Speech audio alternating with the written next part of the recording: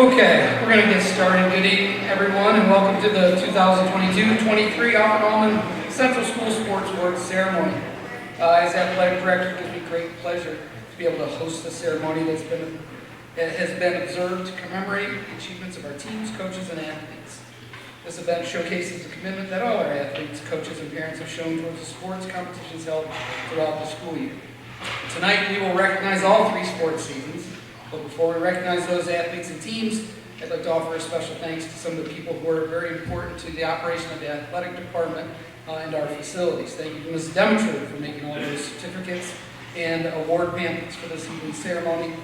Ms. Chambliss for all your countless hours spending taking pictures of our athletes, helping us with this fantastic slideshow. Mrs. Cannon, Ms. Mulligan for all the work that you do to help me out and help me get through the school year. Thanks to our maintenance staff, grounds crew, for keeping the fields groomed and courts ready for competition. Thank you to our chaperones for helping make our visiting teams' experiences here a pleasant one. Thank you to FAST, Friends of Alfred-Almond Sports Teams, for your donations to athletics. I would encourage everyone here to help FAST out in any way that you can. Their efforts really provide us with a lot of the things that we're unable to provide for our athletes. Thank you to our administration and the Board of Education for continuing to support athletics here at Alfred-Almond. And thank you, parents, for believing in the power of athletics and the positive impact it plays in the development of each of the young persons here tonight. I would be remiss if I didn't take this opportunity to encourage our student athletes to become more involved in high school athletics. I always am bugging kids in the halls, telling them that they can be 2 or 3 sport athletes. We need you. Our sports teams at Alfred-Almond are struggling a little bit, especially in the winter. Remember that it's okay to leave your comfort zone. Try new things. You need to believe in yourself because we believe in you, and who knows, you might just surprise yourself. So that's my little opening spiel. The first thing that we're going to present tonight is the Scholar Athlete teams and individuals. To receive team recognition with a certificate, the team's average GPA for 75% of the roster had to be greater than or equal to 90%. Only students with a 90 or above average will receive pins. If the team did not meet the Scholar Athlete criteria, the individuals on the team who did will still be recognized with a pin. We'll recognize our Scholar Athlete teams, and then we will go ahead and recognize those individuals. So when your name is called, please come on up, step up on the risers here, and wait for a picture at the end, and then we will move on. So our fall Scholar Athlete teams: girls varsity tennis, coached by Dave Brady, and if I mispronounce your names, my apologies. Beatrice Beaudry, Jenny Bensley, Ellie Drojeski, Miriam Elishaki, Sarah Elishaki, Rose Schreiber, Sophia Simonestini, Isabel Willard, Tallulah Wirt, Anna Yarnell, Candy Z. Not too Candy. I wanted to Candy. I knew I messed it up. 97 average. Congratulations.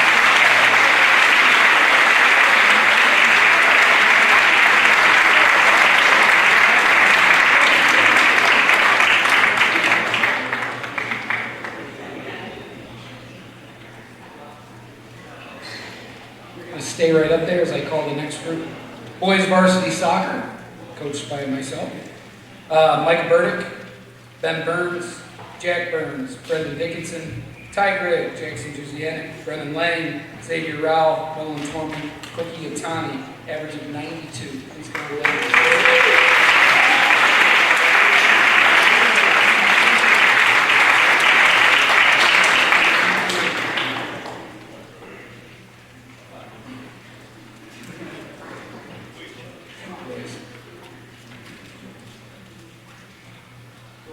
Get up onto the riser. I said stage. Just step up on the riser. All right, girls varsity soccer, coached by Brian Hildreth, Isabel Bedeau, Kate Donlin, Grayson Dusenberry, Noelle Emerson, Laura Emke, Taylor Flights, Chloe Hand, Grace Harris, Ellie Bird, Sarah Johnston, Maddie Levy, Kate Margison, Lily Perkins, Summer Perry, Alexis Rao, Lacey Teed, Maeve Turner, and Allison Mukoviak, 95 average.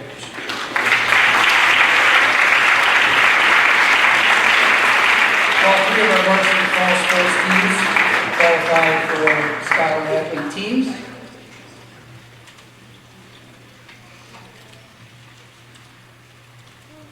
You'll see some of these athletes up here again numerous times.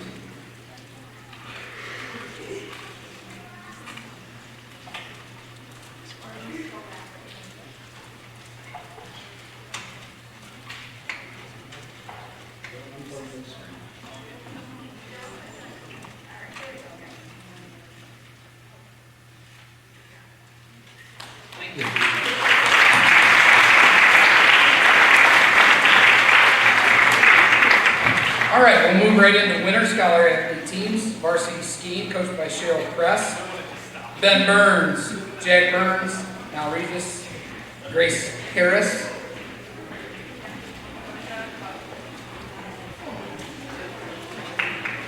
'94 average.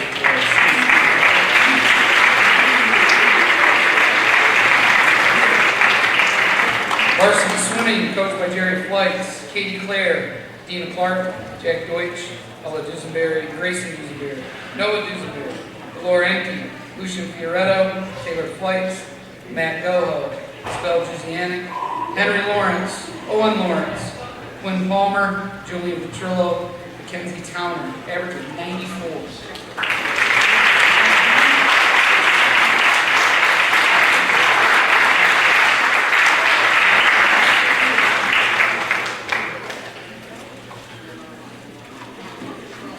Varsity girls basketball team, coached by Brian Marlotte, Isabel Doe, Kayleana Clark, Sarah Lashaki, Chloe Han, Paige Marlotte, Alina T. Beer, and Lacey T. 92 average.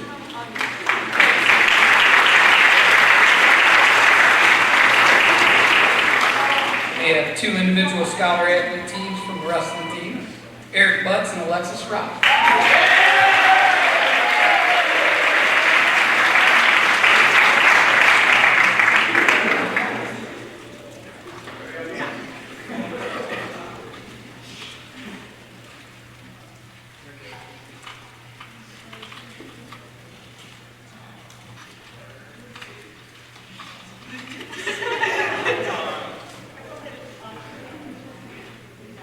Congratulations to our winner, Scholar.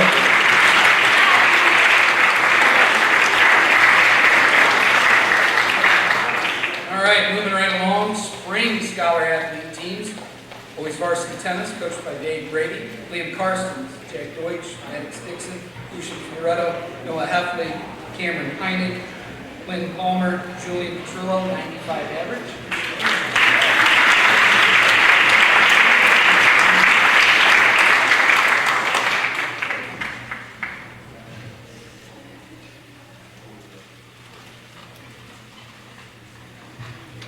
Girls varsity softball, coached by John Gemmel, Isabel Badeau, Dina Clark, Grayson Dusenberry, Sarah Lashak, Taylor Flights, Grace Harris, Allie Burton, Lily Perkins, Alexis Rao, Lacey T. 92 average.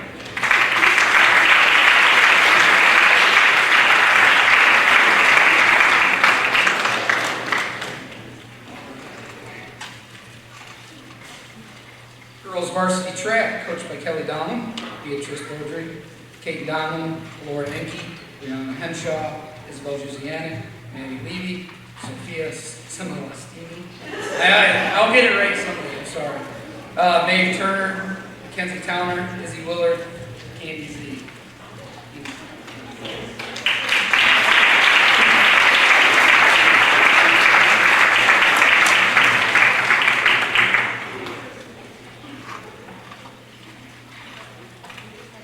Boys varsity track, coached by Adam Dwyer, Eric Butts, Ben Burns, Jack Burns, Dylan Cannon, William Deminger, Brendan Dickinson, Gabe Fioretto, Ty Grigg, Jackson Jusianic, Brendan Lang, Nolan Palmer, Niall Regis, Owen Stewart, Koki Yatani, 94 average.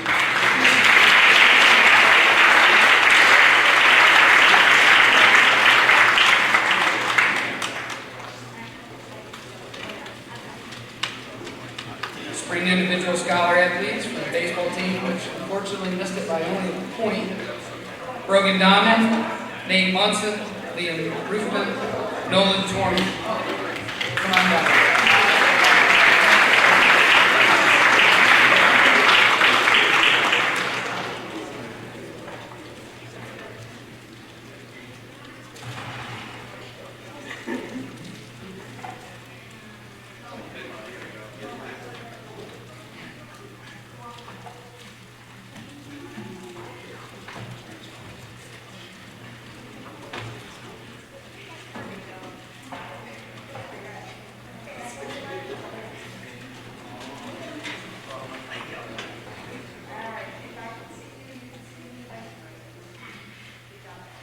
Congratulations. Congratulations to all the student athletes. Worked very hard throughout the weekend for the academics and sports.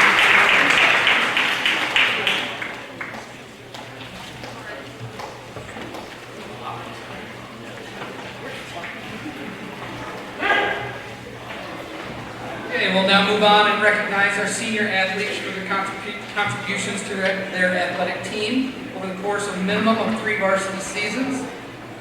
Same thing, please come to the front of the stage to receive your certificate.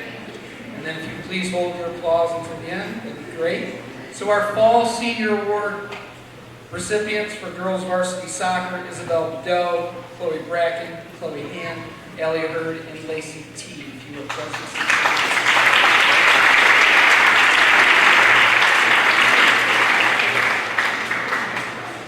Girls varsity tennis, Sophia, I'm not even going to mess with your name. I messed it up. So come on down, Sophia. Anna Yarnell, and for cross country, Dylan Cannon.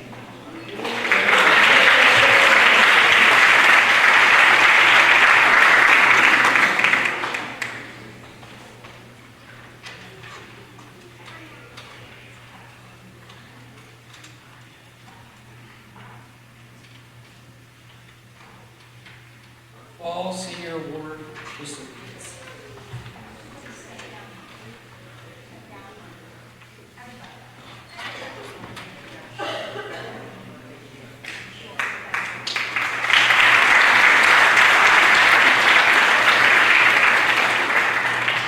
Talk about 3-sport athletes, you'll see some of these students coming up multiple times.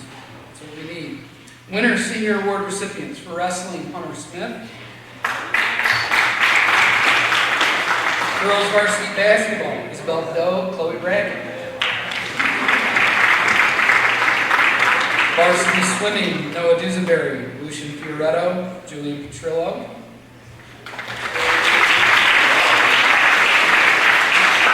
And for skiing, Jack Burns and Neil Regas.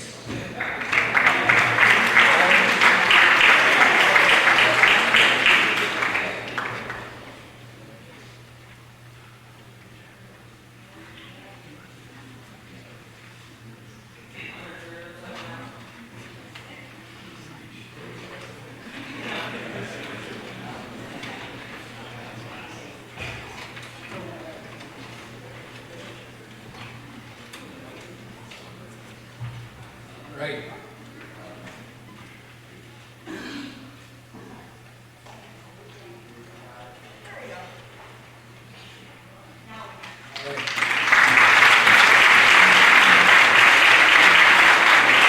Spring Senior Award recipients, girls, don't go too far. Isabel Bedeau, for softball, Isabel Bedeau, Chloe Bracken, Allie Hurd, Alexis Rowell, Lacey T. Baseball, Nolan Torrey, Hunter Smith.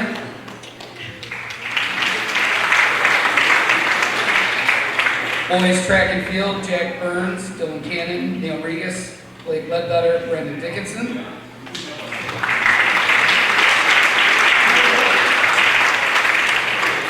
Boys tennis, Cameron Heinig, Maddox Dixon, Lucas Kogel, Noah Dusen.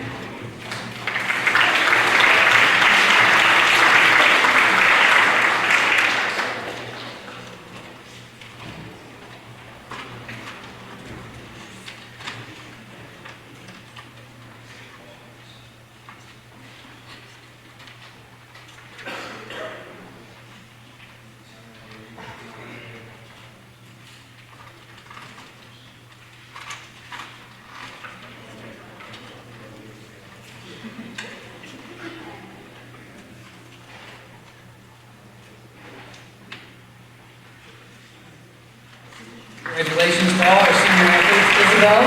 Isabel, stay here. Thank you, seniors, for your commitment to your teams and the leadership you provided over the past 3 to 4 years for your sports teams. And then the next one that I would like to present is the Project Play Award.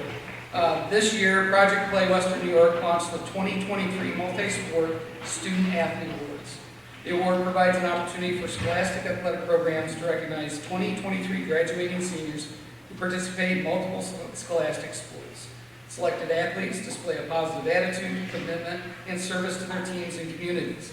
They demonstrate a commitment to their teams with a willingness to help, teach, and assist their teammates, serve as a positive and relatable role model through positive sportsmanship and a great attitude on and off the court and field. They succeed in the classroom by being eligible throughout the sports season, and they have shown resilience and determination during challenging situations. This year, Alfred-Almond had one athlete chosen, and that would be Isabel Adele. Congratulations.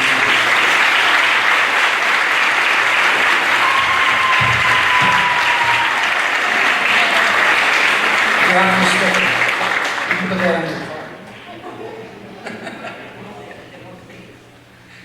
card. Okay. Alumni Camp Scholarships. Each year, the Alfred-Almond Alumni Association grants awards to Alfred-Almond underclassmen to assist them in attending summer camps for sports, fine arts, music, and technology. This is made possible by the generous donations of the Alfred-Almond alumni. Will the following students please come forward to accept your award letters as this year's recipients? Jenny Benson. Kanye Cumberbatch. Grayson Duesenberg. Noah Eldridge. Gabe Fioretto. Grace Harris. Isabel Jusianic. Jackson Jusianic. Will Lawrence. Bradley Miller. Nolan Palmer. Colin Perkins, Josiah Shutt, and Ryan Washburn. Congratulations to the alumni recipients and have Ronald King.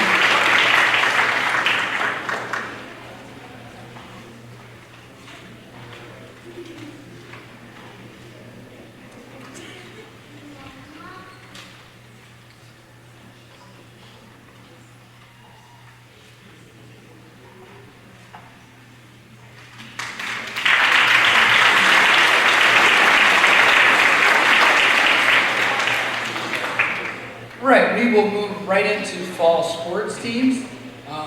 We do have a cross-country team. We have 6 individuals this year join our court for cross-country, and it's important that we recognize them. So when I call your name, come on down, stand on the risers, and I will have a brief little description from Coach Whittemore.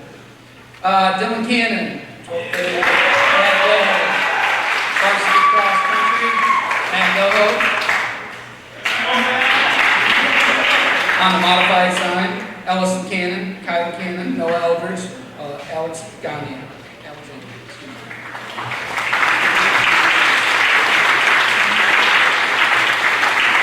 So I'll read a brief little stint from Coach Whittemore. On the modified side, the boys team finished their season as champions at the Future Stars Invitational over Russian Union and Fairport. The modified girls had an excellent season, capping it off with the 1st, 4th, 6th, and 9th place finish at the county championship. That was a summary of the modified cross-country team. On the varsity side, the boys cross-country team had an excellent season, highlighted by their 4th straight straight league title, 4th straight county title, and 4th straight sectional title. They capped this with a runner-up finish in the New York State Championships and intersectional state title. In Dylan's time with the cross-country team, he has not lost a county or sectional meet and has been part of 41 consecutive league meet wins. Dylan had established a connection with Alfred-Almond that has led to great success over the last 4 seasons, and he has been an invaluable member of the team. Congratulations to our cross-country team.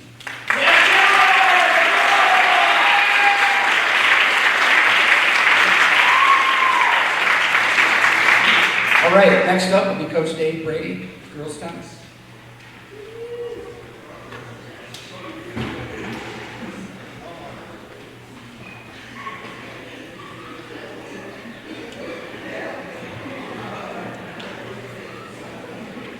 had one modified player this year that's here, Lillian Geiger. Would she come here? She was modified. Come on up, Lillian.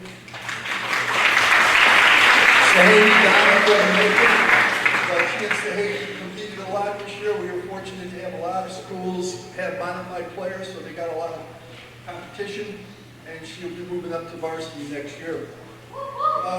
The varsity team, I think I'll call you down.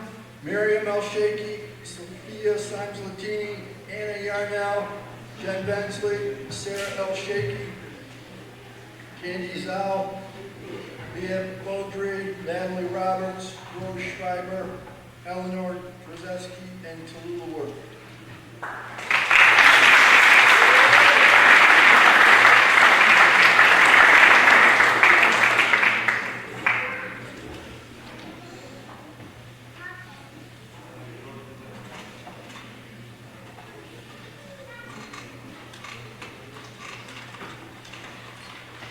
We had a very good season. We ended up the regular season,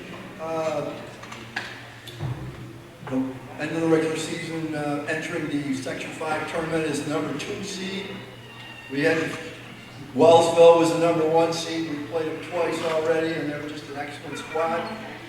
We defeated Addison in the quarterfinals and made it to the semis, where we played a very tough Lions team, and it was a squeaker, but we won 3-2.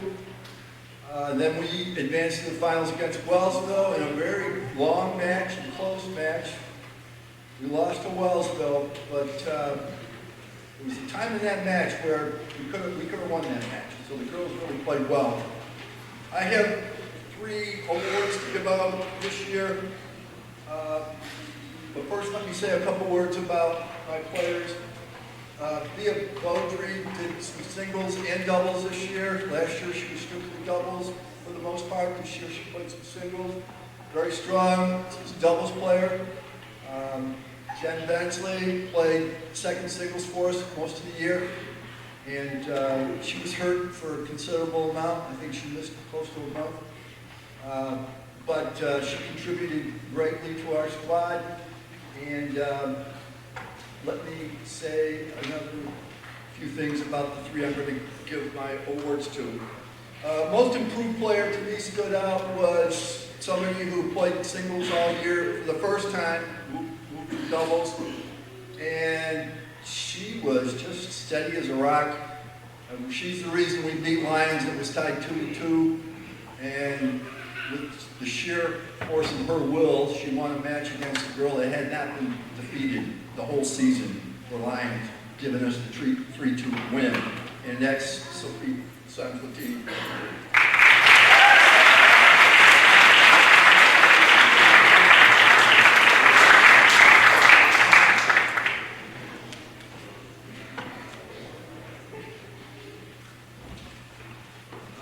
My sportsmanship award also goes to a senior this year.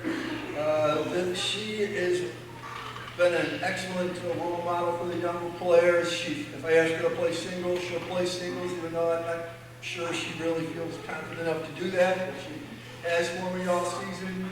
She's graciously sat out in matches so that the younger players can play. And she's just been a great addition to the team over the 4 years that she's been on varsity against Anna Yarnell.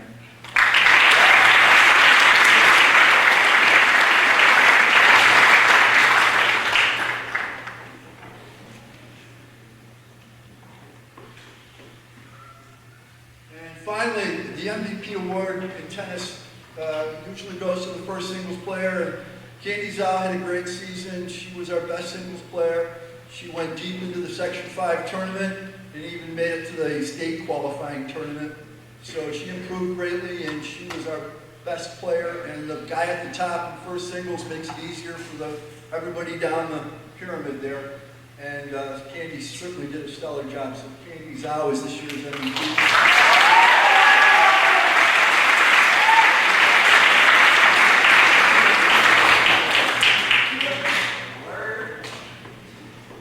So overall, we had a great season. Like I say, we ended up 10-1. We're going to miss our seniors that'll be leaving us, Anna and Sophia. But we got a good core coming back, and we're confident we'll have some success next year too. Thank you very much, girls.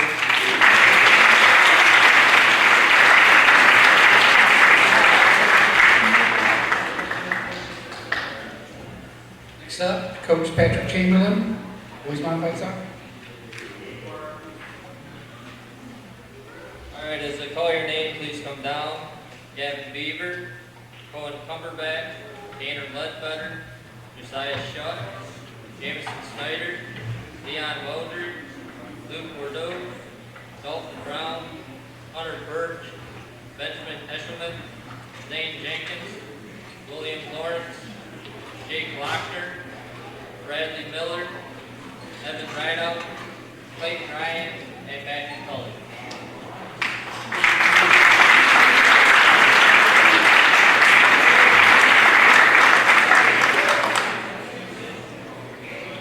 So we may have lost every single game, but as a modified coach, I was not worried about if we lost or won, or even the score of the game. As long as each player was able to get out on the field in either the spot that they would do or a spot that they wanted to try, and they gave me everything they had, and this team did. I was so impressed with how much heart they played with. I never saw any of them give up on the play. They would go up against somebody 3 times their size, and if they got knocked down, they'd be jumping right back up and going right back after them. About halfway through the season, I saw them start to play the game the way that Alfred-Almond was known for. They were passing around the other team. This was my first year coaching, and it took me a little bit to get my footing, but this team taught me just as much as I was teaching them. We had some hiccups along the way, but I think this was the perfect team for a first coach. I'd like to thank all the players for listening to what I had to teach them. I'd like to thank all the parents for their support throughout the season. I'd like to thank Mr. Lochner for coming and sharing his knowledge with me and the team. I'd also like to thank Coach Cook for thinking of me when trying to find a coach and for all of his support and guidance. Thank you.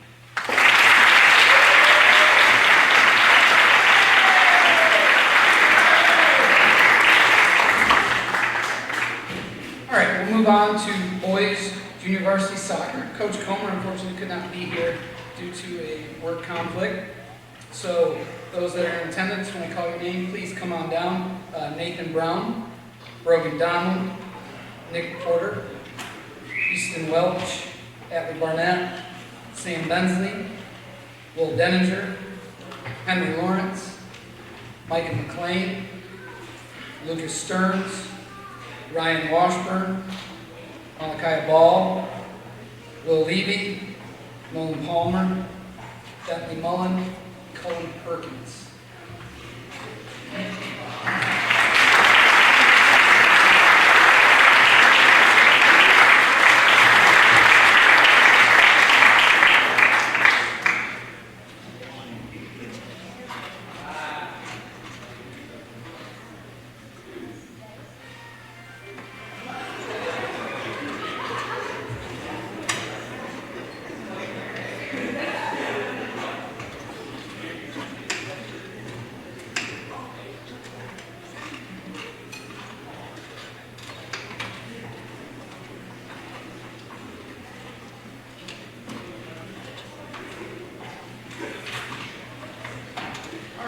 So, boys JV soccer 2022 was a season that builds character.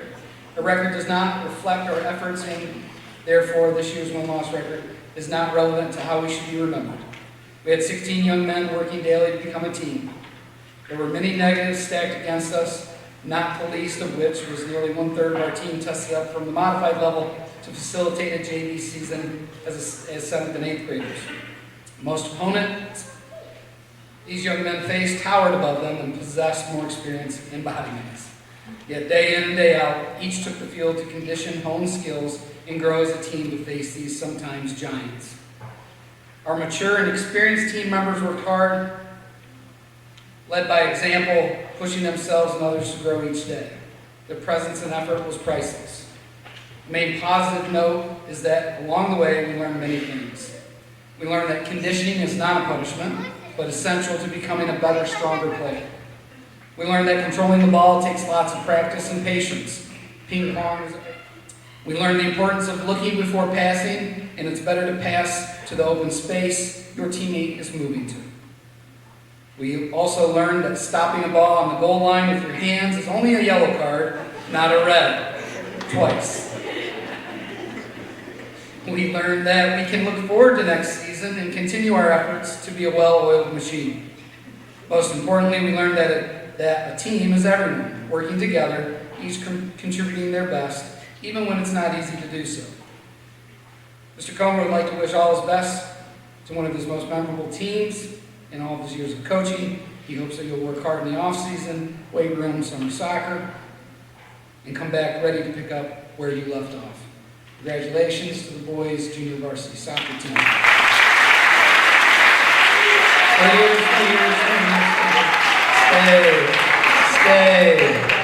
Stay. So, boys JV soccer has one award to give, and that's the most improved. This year, most improved for JV soccer goes to Nick Porter. Come on up, Nick. You can step up.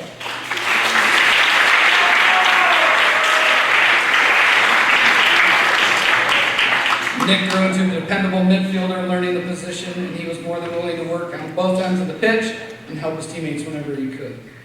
Boys JV soccer.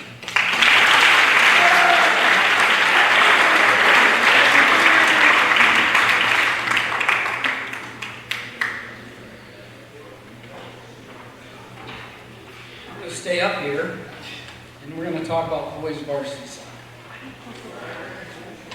All right, boys varsity soccer. When you're here today, please come on down.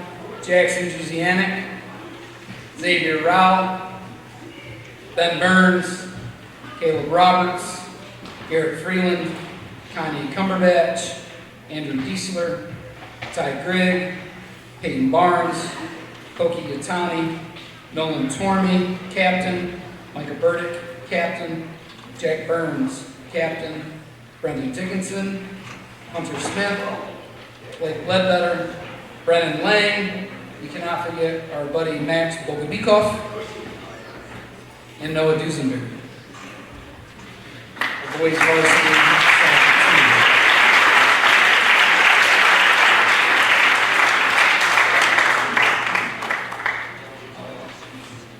Beating my addiction.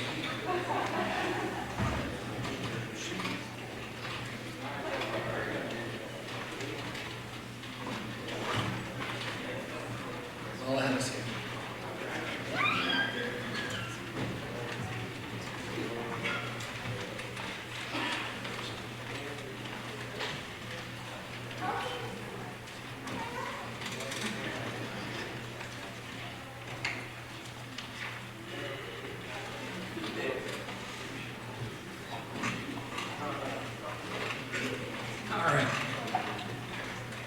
Short-term memory, perseverance, effort, attitude, and sacrifice were all common words used as the boys' varsity soccer team experienced an array of challenges throughout the 2022 fall soccer season. For the past 18 plus years, we've been running the same formation. It's won us a lot of games, state titles, sectional championships. But after starting the season 2-7, that formation, unfortunately, just wasn't working for this particular group of young men. We were built a little differently than teams past, with different skill sets, so I pivoted and changed things up. This was not a comfortable move, especially as a first-year varsity coach, but a necessary one. I moved players to different positions, and we proceeded to finish out the regular season with a 4-2-1 record. The team finished the season with an overall record of 6-10-2, which tells you how we improved. We won a penalty kick shootout against Honeyway in the first round of sectionals before the defending sectional champions and eventual state champions from Fillmore ended our season. Some individual highlights. Koki Yatani was named the overall player of the year for the Steuben County High School Athletic Association. And as a result, was nominated for high school All-American status. He was also named to the All-Tournament team for Division I. Nolan Tormey was named to the Steuben County First Team All-Star Team. Congratulations, man. Max Bogabikov was named to the second team Steuben County All-Star squad. Max and Nolan were also selected to the exceptional senior team, along with Jack Burns, Brendan Lang, and Micah Burdick. Although we struggled at times, these young men did not quit on their coach or their teammates. One of the most important lessons that my players can take away from this season is that there will be times when you need to play through adversity and not worry about the things you cannot control. You have to have short-term memory. When adversity does find us, the question will always be, how do we respond? When something doesn't work out as planned, there are always 3 courses of action players can take. The first course is to do nothing and just hope things will be different the next time. The second course is to quit and find other things to spend time on. The third course is to use the situation as a challenge and work hard. We chose course 3 and finished the 22 fall soccer season with pride. These young men learned that nothing in life will come easy, and when times get tough, it's time to put your head down, support your teammates, and find a way to grind through. I'm very proud of their effort this past season, and they should be proud of their effort as well. This year's 2022 varsity boys soccer team. Stay here.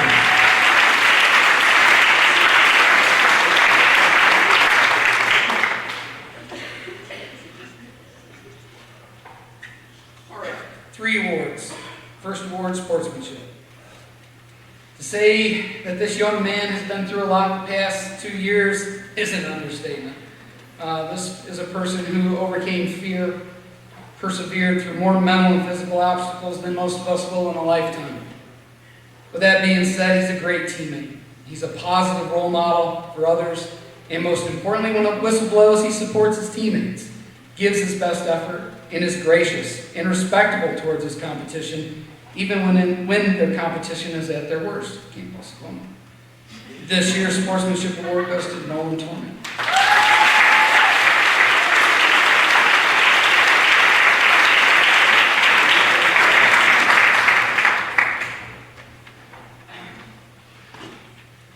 Most improved. This next award winner is a young man who came into the season with the attitude to improve his skills and become a better player in the net. This player becoming a leader in the backfield, finding that edge, and becoming fearless were traits that needed to be learned. And boy, he learned them. He kept us in many games and never came out of the goal. He played over 1,200 minutes for us. This year's most improved goes to Hunter Smith.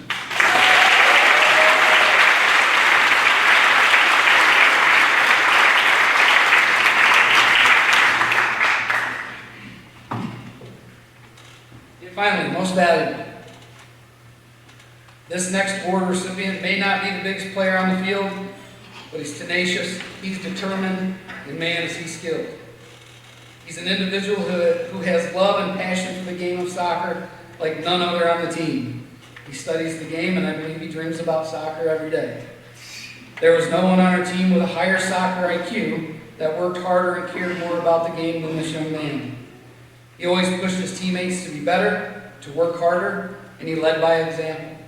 Both his teammates and opponents saw this and appreciated his work ethic on the field. He is a special player. It was my pleasure to be able to coach this young man, and I'm very excited that he's only a junior and that he'll be back for one more season. Steuben County Player of the Year, chosen for the Section 5D1 All-Tournament team. This year's most valuable, Cookie Tom.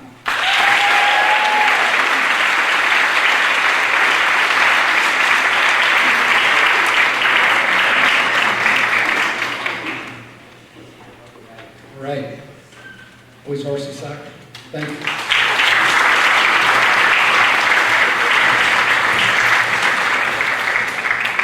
All right, next up, girls modified soccer. Coach Becker. Thank you, Mr. Cook. All right, good evening. I would like to begin by thanking the Board of Education, Mr. Dusenberry, Dr. Rivers, and Mr. Cook for their continued support of athletics here at Alfred-Almond. I would especially like to thank Mr. Turner for his assistance throughout the season, as his input was always tremendously helpful and appreciated. Finally, thank you to all the players' parents. Your support for the team and your daughters was recognized throughout the season. As I call the members of the team down, please hold your applause until they have all been called. 9th grader Anna Agnello, 9th grader Alexis Kuhn, 9th grader Alex Rowe, 9th grader Mackenzie Towner, 8th grader Katie Diesler, 8th grader Amber Dobius, 8th grader Ella Dusenberry, 8th grader Stella George, 8th grader Isabel Jusianic, 8th grader Brooklyn Relier, 7th grader Libby Barnett, 7th grader Maggie Burns, 7th grader Sage Price, and finally 7th grader Josie Turner.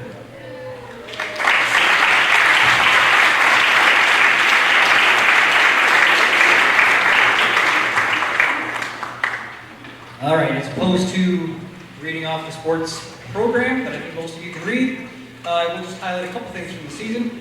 They included an exciting overtime win in Canasteo for our second game of the season, beating Arkport Cancerega 4-0 straight up after beating them 3-1 in our player gate game from back in that season, seems like forever ago, and 2 back and forth action-filled games that ended in 0-0 ties against Camp El Savona. And all of this fun culminated in an undefeated season, 1 of 2 here at AA this year. Congratulations, girls, on that achievement.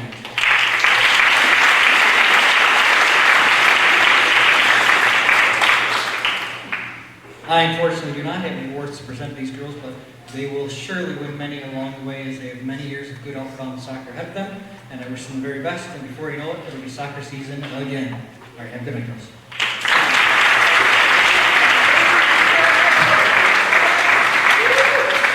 Next up, Coach Brian Hilbert, girls varsity soccer.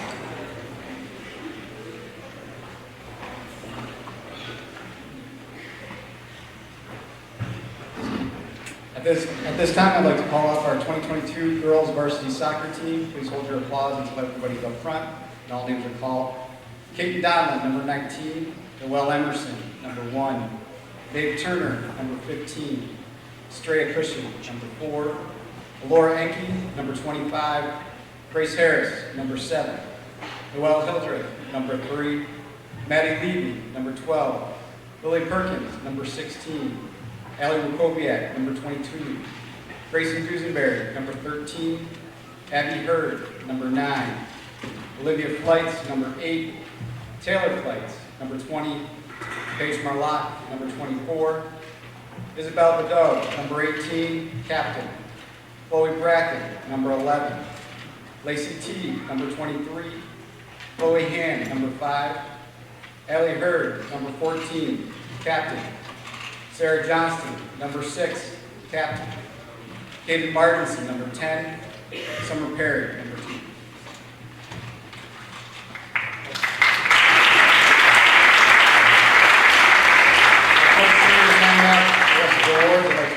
People. First and foremost, Alfred-Almond youth soccer coaches and coordinators, Alfred-Almond faculty, staff, and bus drivers, our parents, family members, and fans, Molly Turner, Jane Hildreth, team manager Grace Hildreth, and Coach Bert Turner. Alfred-Almond's girls varsity soccer completed their 2022 season with a final record of 5-9-4. This is an improvement of .083 over the 2021 season. The Lady Eagles have much to be proud of as they achieved several preseason objectives. First, they held Steuben County League's top 5 leading scorers to no goals and only 1 assist over the course of 320 minutes of play. Second, they improved their number of shots on goal by 18%. Third, they reduced the number of goals allowed by 7%.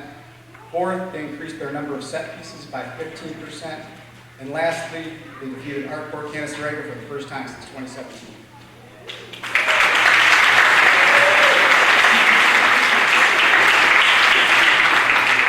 There are numerous memorable moments. The first came in our second game versus Class B Wellsville when we scored in the final 5 minutes to force a tie. Second was our 3-2 win over Hammondsport as both teams exchanged lead changes. Our 2-1 win over JT also felt good as we pulled even with them after they beat us for the first match of the season. And a 3-1 victory over Waco uplifted us to move us to 3-2-1 in the early part. The middle of our season was tough. We dropped 5 out of 6 games to our top 4 teams in the league. But we take pride knowing we finished the last 5 games 2-1-2. This included a joyous 4-2 win over Camp El Savona at home, following 120 minutes of play and 10 penalty kicks. It also involved an affirming 2-0 road win over JT in the last regular game of the season. And 48 hours later, we beat Arkport Cancerega 3-1 in our first sectional match in the seniors' last game at home. Unfortunately, we lost our next game in our final game to undefeated Fillmore 0-3. However, up until that point, we were the only team on the season to hold them scoreless for 43 minutes. Throughout the season, Coach Turner and I echoed Benny Simmons. Take individual responsibility, work together as a team, be a good teammate, trust each other, play with passion, be courageous and daring, keep working, give her a line, drive, pick up the intensity, finish with nothing left in the tank. A lot of those are Coach Turner's. On occasion, we'll get an eye roll, a smirk, or a few laughs, but overall and consistently, these players commit to it. They understand and recognize the importance of taking individual responsibility for their actions and what greatness can occur when each and every one of them does it together as a team. It doesn't matter if they win or lose. What matters is they walk on the pitch together and they walk off the pitch together after they give 110%. And it is this strength as a team that makes them such amazing student athletes. Thank you for such a wonderful season, players and families.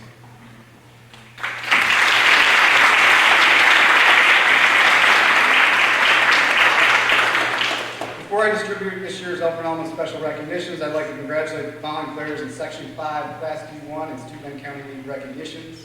Please hold your applause until all the recognitions are announced. Steuben County League All-Star First Team went to senior captain Allie Hurd.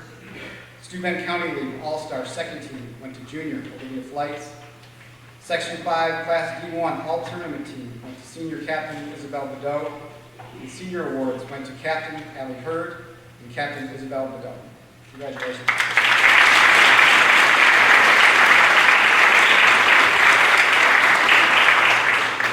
Now special district recognitions.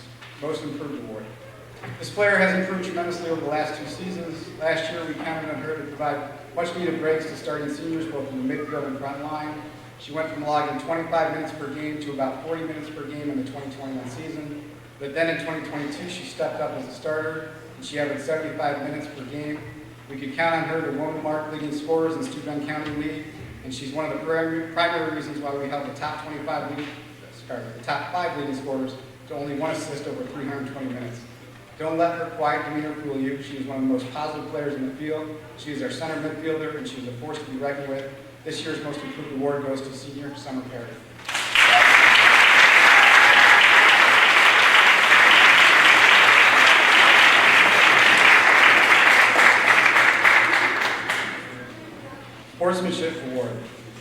Sportswomanship Award. This player has been a consistent presence on the girls varsity team for 3 years. In addition to being positive, uplifting, and competitive, she's also helpful and empathetic. She does not complain about the number of minutes played, and she is always loudly supportive of her teammates, whether she is on the sidelines or on the field.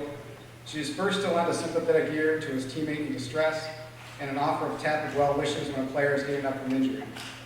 In addition to being a great sport, she is a solid athlete. She logged 170 saves in 2022 with a save percentage of 91.3%, which is a 5% improvement over her 2021 season and a 30% improvement over her 2020 season. This year's Sportswomanship Award goes to junior goalkeeper Gracie Dusenberry.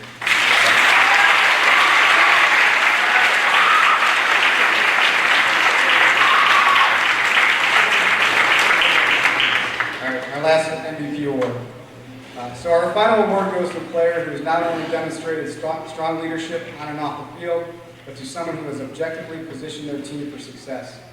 First time I saw this individual play was in a sectional game against Kendall back in 2019. She played a fullback position in the remaining minutes of the game, and it was clear she was a dominating force and pumped fear into her opponents. This year she led the team with 13 goals and 2 assists, serving in multiple positions on defense, midfield, and striker. She also placed 5th in Steuben County League with 28 points and only 2 yellow cards.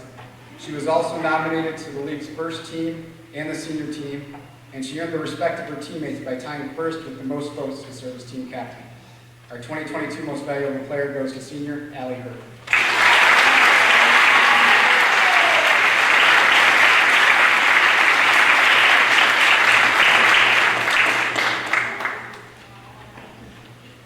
I wish all of our seniors the very best. Don't forget where you came from and the community members who raised you. There's always a place for you on the soccer field, no matter where you go or how old you get.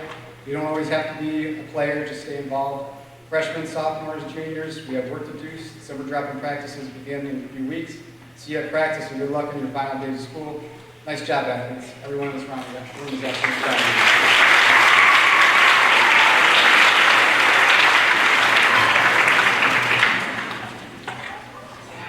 we'll take a little brief pause while we transition our winter coaches up and our fall coaches off and get some trophies around. So a couple minutes, we'll get back in here.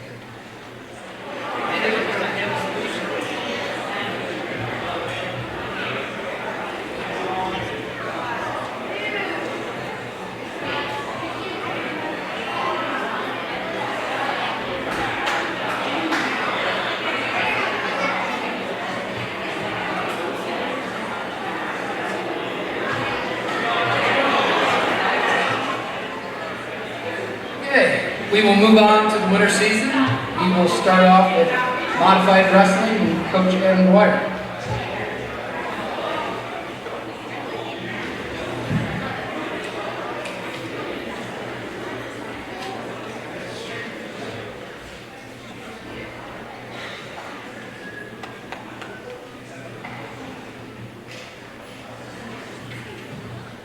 All right, before we begin tonight, I want to thank the people. First, I'd like to thank Coach Cook for everything you do behind the scenes in scheduling, supporting, advocating for Alfred-Almond athletics. None of this would be possible without your support and guidance. Thank you all season long, beyond the 11 weeks, for your support. It's a pleasure to coach alongside you and underneath you, so thank you. Parents, thank you for the rides and laundry loads, the support for our team home or away over the course of the season. It means a lot to arrive at a school and see you there before us, sitting in the bleachers, ready to cheer us on. Thank you for supporting your son's choice to participate in this great rewarding sport. Last but not least, I'd like to thank the Board of Ed, Mr. Dusenberry, and Dr. Rivers for giving me this opportunity to coach these young men. I'm going to call a few members down. Our Fab Five. This year, the modified wrestling team fielded wrestlers in Tanner Ledbetter, William Levy, Matthew Tuller, Ben Eshelman, and Jonathan Zarski.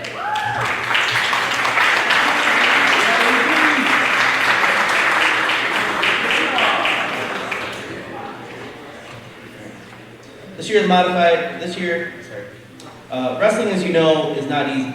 It requires a lot of learning, physical training, and perseverance. The best lessons come from your losses, and the payoff and eventual wins and other teachings make it all worth it. This team was not the most experienced group of kids. They remained patient and focused, halfway through the season, it began clicking. Bigger margins to familiar opponents began getting smaller. Those who had already beaten previous opponents started to be getting pinned and majored as the season went on. These boys did as they were asked, won and lost with class, and supported one another very well. And it's a very emotional sport, so it's very difficult to do that. And going forward, boys, look to the off season to get better. We have weightlifting, we have wrestling sessions, we have energy to expend forward to move off of where we left on. Best of luck to Jonathan, Will, and Tanner next year on varsity. Ben and Matthew, I look forward to building off the foundation we have made and seeing what you accomplish in another season. Again, make sure to work for yourselves in the off season and stay focused. Thank you for being a fun and coachable group, the modified wrestling team. Thank you, boys.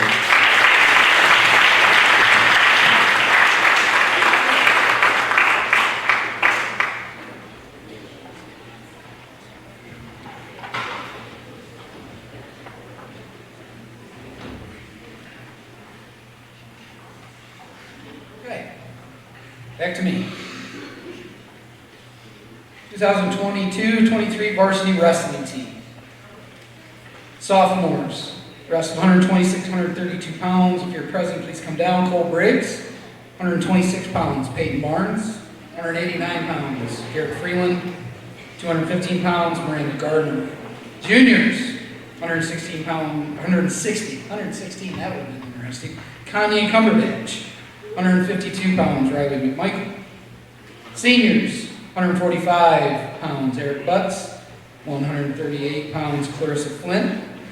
152, 160, Alexis Rao. 189, Maddox Dixon. 172, Hunter Smith. Ooh, thanks. Keep feeding my addiction. Varsity wrestling.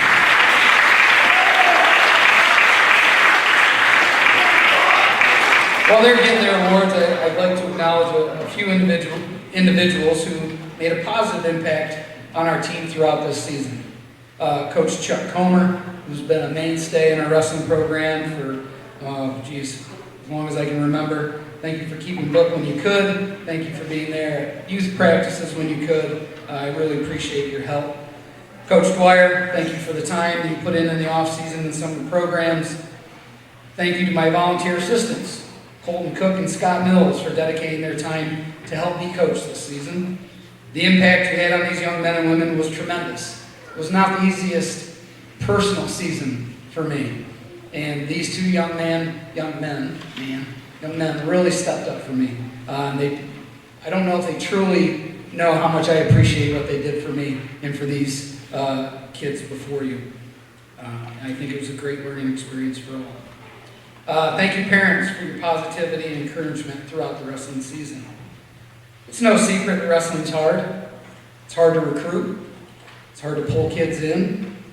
Saying only the strong survive may be a cliche, but it's true. The great thing about wrestling is that it teaches more than just how to compete as an athlete and in sport. It teaches life lessons on and off the mat. The lessons obtained through the sport of wrestling are vast and invaluable to anyone who is fortunate enough to participate in the sport of wrestling. If I could narrow it down to a couple of lessons, the first would be resilience. Wrestling, like life, is hard. It's supposed to be hard. It's why we do it. It's why we love it. The daily challenges, the daily grind, the grit it requires, the ability to conquer yourself, and the ability to bounce back and overcome defeat or setbacks in a positive, productive manner while continuing to charge forward captures the true sense of who we are as human beings. We strive to reach our fullest potential, and this is a sport that helps us do that. The 22-23 varsity wrestling team learned many of these lessons this season. The team struggled to fill weight classes.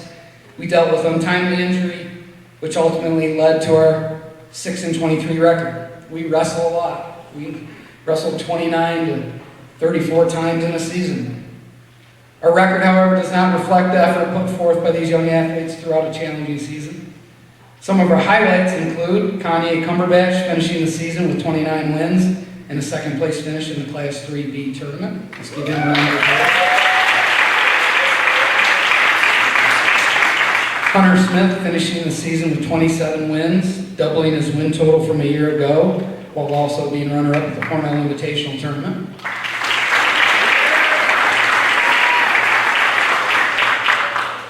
One of my three girls, Alexis Rao. I wish she'd have wrestled since she was 8 years old, maybe sooner. In her only wrestling season, finishing 4th at the Women's Intersectional Tournament, which was impressive. And although this season was not what we hoped it to be, the coaching staff is very proud of the effort put forth by these young men and women. This season we will say goodbye to 5 seniors. Some will move on to college, study their passion, or compete in wrestling at the next level, whereas others will join the military, join the workforce. Seniors, remember your time on the mat, and remember that you wrestled because it made you a better person, or maybe because I made you. With every match you wrestled, you were able to learn a little bit more about yourself and what you're capable of accomplishing in life. You have learned to go to your strengths and improve on your weaknesses, and it's because of this sport that you will dig deep and battle through when times are tough. Alexis and Clarissa, remember this when you're in Camp Lejeune, when they're yelling and screaming at you. You will do great. Thank you for being such a great group, and I wish you nothing but the best as you take the next step in your journey. Thank you so much.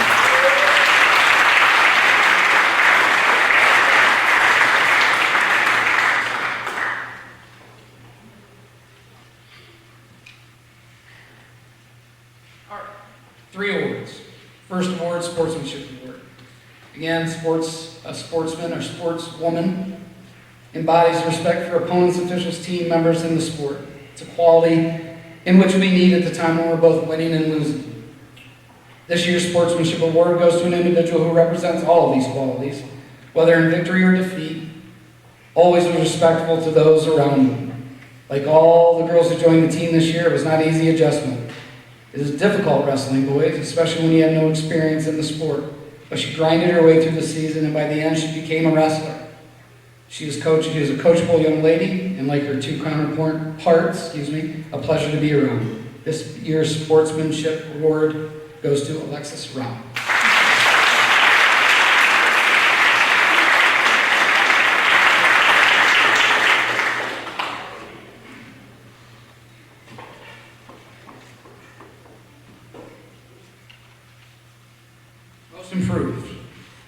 award represents individuals who showed great improvement throughout the season. This year's most improved wrestler goes to a young man who up until this season struggled in the circle. Most kids would have quit the sport and moved on, but not this young man. It's another one of those young boys who I've seen. I can remember him 4 years old, stepping on the mat, or one of our first ever AAWC practices, a smile on his face, he'd get touched and he'd fall right to his back. Every time. 4 years old. And that's how you learn. He continued to battle, and his attitude entering the season was different than in seasons past. He worked hard throughout the season, and as a result of this hard work, he started to find the edge he needed to be successful. He finished this season with a record of 27-14, a runner-up finish at the Cornell Invitational, 6th place finish in Class B3 sectionals, which qualified him for the first time for the state section, or the Section 5 state qualifying tournament. I'm very impressed on how much he improved his attitude since his freshman season, and he should be very proud of what he's done. This year's most improved goes to Hunter Smith.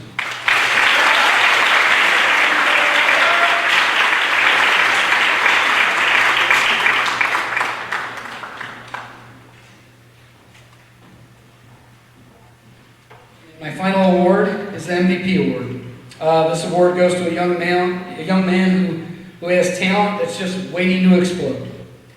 He was the best wrestler in the room, and he has untapped potential. He missed a season, as did most of the kids up here, due to COVID, and that didn't stop him. We saw glimpses of this talent this season. Confidence in his ability and mat time, sometimes the only thing that stands in his way of doing something really special. I'm excited to see what he can do his senior year. He led us with 29 wins. He made it to the B3 finals after defeating last year's Section 5 state representative in the semifinals, only to fall to the eventual state runner-up from Bolivar Richburg in the final.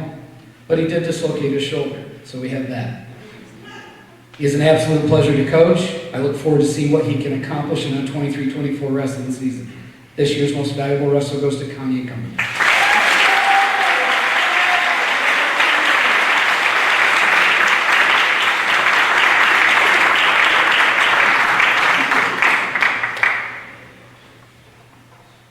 Varsity wrestling team, thank you.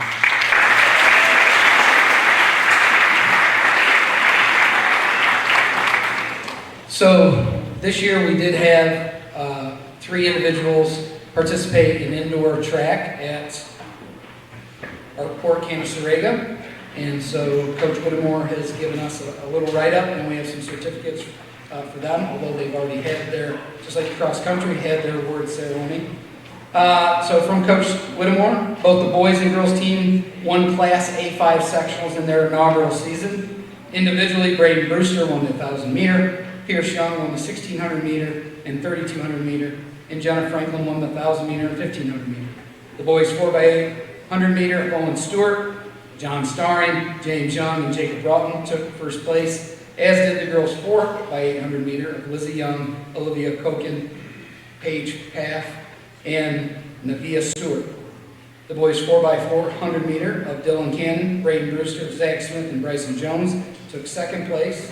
The boys 4x200 meter, Brendan Dickinson, Bryson Jones, Jacob Broughton, Ryan Saeed took 6th place. Dylan placed 4th in the pole vault, and Brendan Dickinson placed 7th in the 55 hurdles. So Dylan, Brendan, and Owen, please come on down. Congratulations.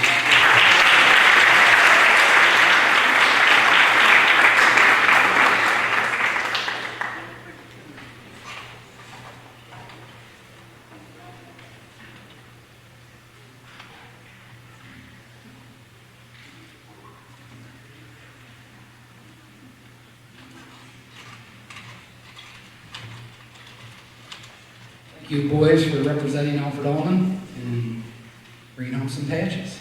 Congratulations. Next up, varsity skiing. Cheryl Kress is our coach. She couldn't be here tonight. Shannon Burge, our new ski coach for next season, will be filling in her place.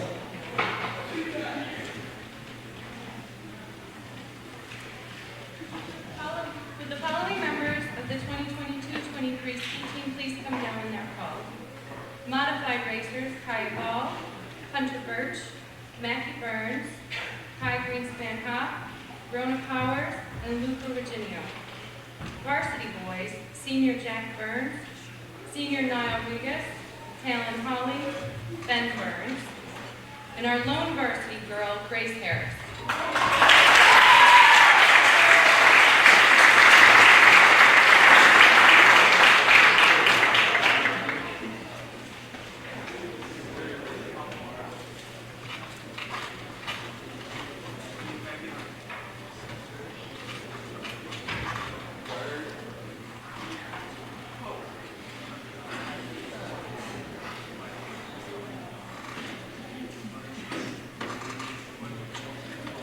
Southern Tier Race League includes competitors from a dozen different area schools who compete all against each other every time a race is held. This year, that meant approximately 100 racers on the slopes during each race. The 22-23 Alfred-Almond ski team welcomed a few new modified racers who joined forces with seasoned modified racers to take the modified team to several first and second place team finishes. Notable individual achievements included Hunter Birch, who placed second in the modified league and earned himself a top 10 sweatshirt. Kai Ball finished in 14th place despite not being able to compete in all the league races. Also notable for the modified team is the fact that several of the members this year are new to skiing and still took the brave step to try racing. Each of them improved vastly from the beginning to the end. Congratulations, modified team. This year,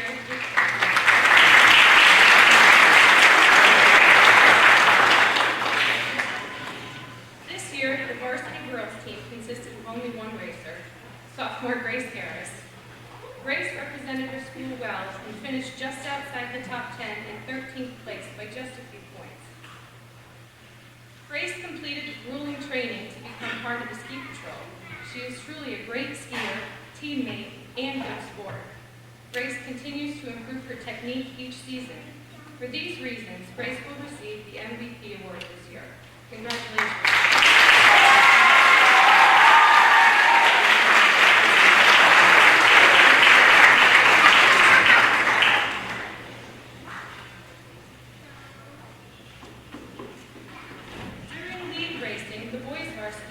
Came away with a 4th place finish. However, the season highlight came at sectionals when the boys all stayed on their feet despite extremely poor conditions. Ben Burns earned a 3rd place individual medal for the slalom. Together they achieved a 3rd place sectional title. They wore their medals proudly home. Ski racing can have some disappointments. Sometimes racers can't compete in a race or they may fall for various reasons. How athletes handle these disappointments is more important than anything else. Despite some setbacks, Talon Holly kept a positive attitude throughout the entire race season and was a positive role model for his younger members. For this reason, he receives the season's Sportsmanship Award. Congratulations, Talon.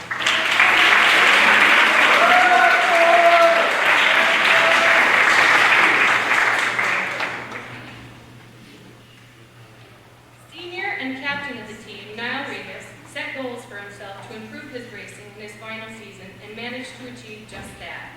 Niall improved his league standing by 7 positions overall the last year to finish in 18th place in the league. This huge improvement is proof of his dedication and hard work. Niall is the recipient of the award of Most Improved. Congratulations, Niall.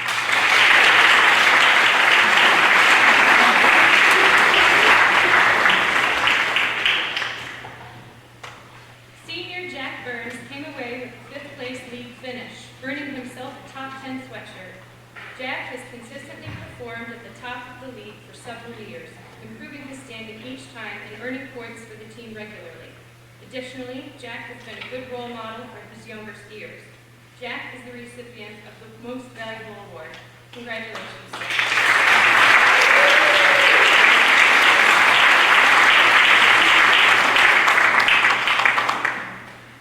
2022-23 ski team.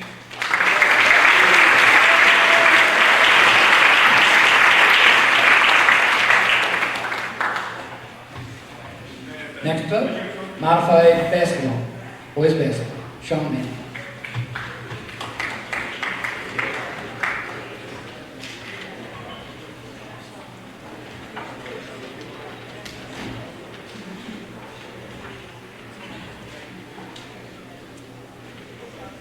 For the modified basketball team, can we get Sam Bensley, Michael McLean, Ace Brown, Keaton Honeycutt, Zane Jenkins, Jay Faulkner, Colin Perkins, Travis Porter.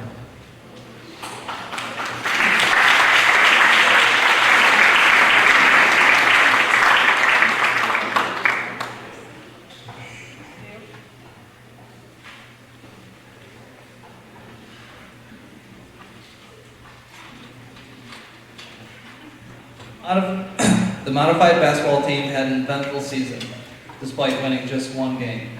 While the win-loss record may not reflect their efforts, the team showed remarkable determination and growth throughout the season.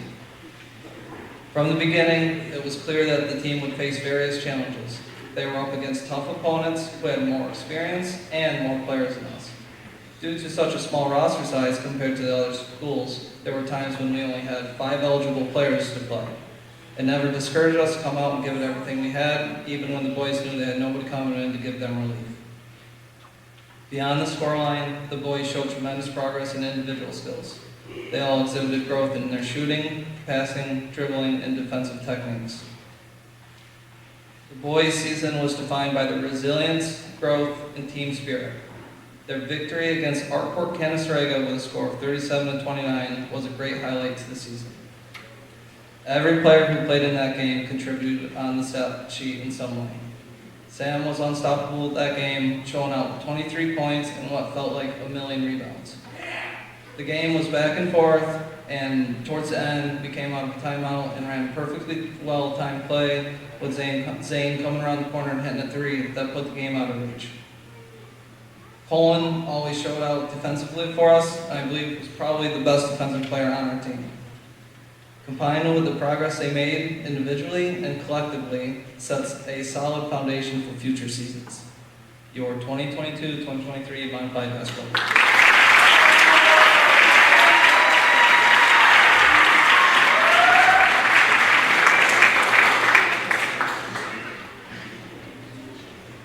All right, next up, Jerry Juzianic, JV boys basketball.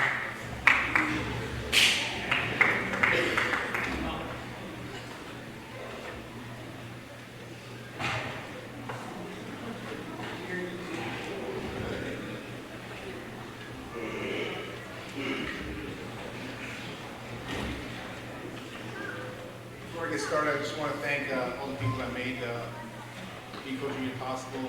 Greg Cook, Dr. Rivers, Brett Dusenberry, and the rest of the administration here, as well as all the people behind the scenes that help set up the gym, clean up, and bus drivers, etc. This makes everything a lot easier. As I call up your name, please come up and stand. Brogan Donlin, Jackson Jusianic, Jonas Lochner, Magnus McMichael, Nolan Palmer, Xavier Rao, Liam Ruthven, and Ryan Washington. I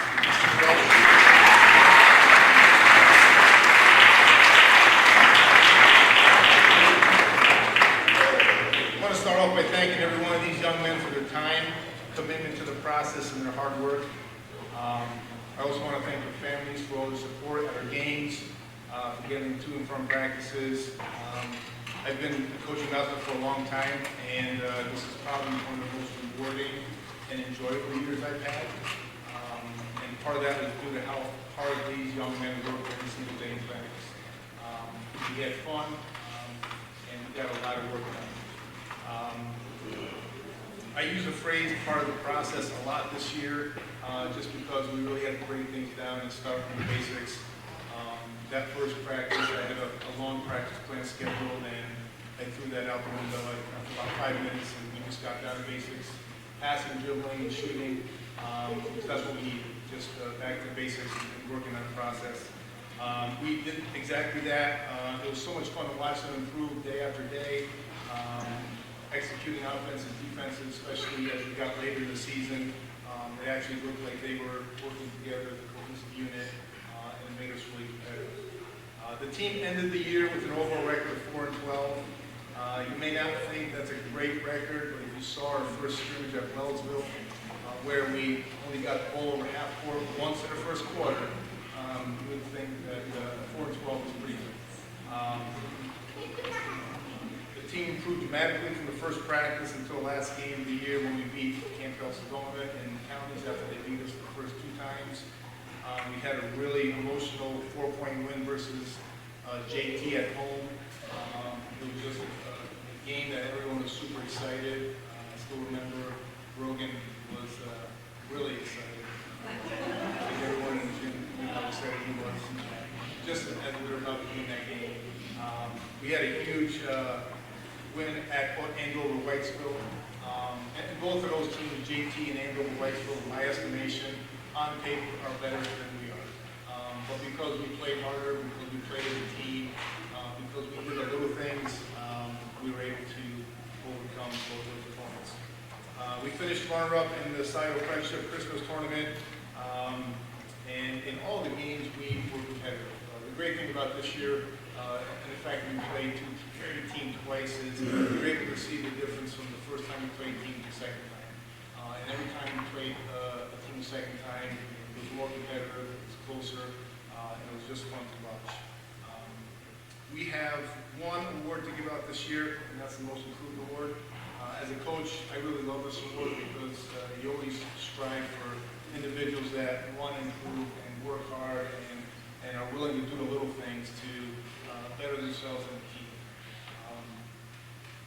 I can honestly say that everyone in this year's team could have been awarded this award just because of the vast improvement we made. This person that's going to get this award is somebody that at the beginning of the season was very apprehensive, was very cautious, nervous at times to shoot the ball when he was open, to dribble the ball against pressure, wasn't very physical, wasn't very athletic looking. But as the year progressed, he became one of our better shooters, he became one of our better scorers, and he was confident with the ball. He played aggressive, he played physical. He was a big reason we won those 4 games and were competitive in all the other games. This year's Most Improved Award winner is Magnus McMichael.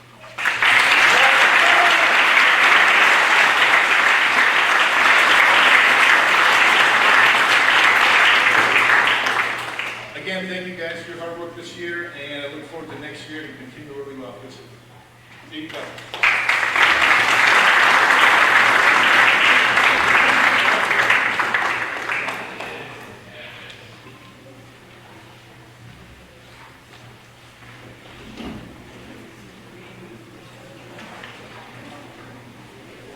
Next up, girls varsity basketball coach Brian Marlowe.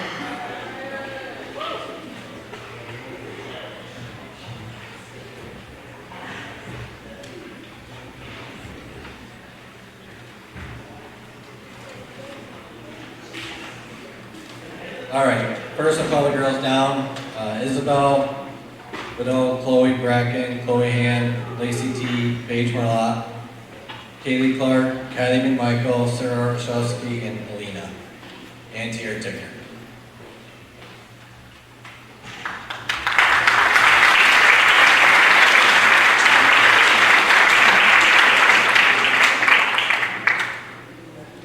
All right, first I'd like to start off by thanking everyone for their support during this year, including the administration, Mr. Cook, Jess, Ms. Ball. You will master the shot clock one of these days, I promise. Thank you, Glenn Hand, for keeping book all year, and thank you for the parents for their commitment during for the 15 weeks in the winter season. Give me the opportunity to work with such respectful and hardworking young ladies. This group of hardworking girls that always showed up to the gym and ready to go, giving everything they had to develop their skills to improve and contribute to the team in a positive ways. We faced 12 different opponents this year, some multiple times. 9 of those teams made the quarterfinals and sectionals, 4 advanced to the semifinals, and 2 advanced to the finals. As you can see, we had an extremely difficult schedule. Despite the opponent we played, the girls showed up believing they could win and compete, which we did in every game despite the outcome not being favorable. As the season went on, the girls got better and remained confident and positive with each other, always showing encouragement. The last week of the regular season showed how far these girls had come. We had lost 2 games that were even into the 4th quarter and halfway through just to come up short. Earlier in the year, we had lost to these 2 opponents by 20 points. And in one of these games, we held their leading scorer to under 20 points, who had averaged 26 in the year and scored 43 the game before they played us. This is a couple examples how the girls worked hard and were committing to getting better and believing in the game plans to be prepared for every opponent. Over the course of the season, I had multiple different coaches, officials, opposing parents make the following comments: improvement, hardworking, respectful, teamwork, positive with each other. I also had an opposing parent call me, which is the first time after a game the next day, to completely give me some credit for these girls after we came up against a team that unnecessarily and unsportsmanlike beat us. The parent complimented how these girls handled themselves with dignity, pride, never gave up, self-control, positivity, and was overall proud how they walked off the court that night with their head held high. This was a true testament of this team. After every game, they would hold their head high, knowing that they left everything on the court, and as their coach, this is all I could ever ask.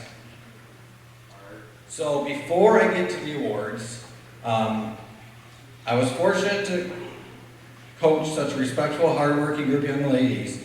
I hope everyone had a lot of fun this year, no matter how the season turned out, and I look forward to returning players next year and wish the 4 seniors the best of luck.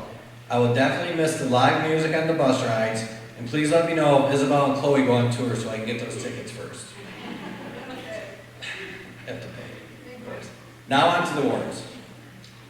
Sportsmanship. This can go to many on this team. A lot of coaches say this, but this was true of this team. This was a tough player to pick, just one. This player was at every practice and game, go 100%, and did what I asked for. Sometimes played on position, a guard, bring the ball up, play down low. This year's award goes to Paige Marlon.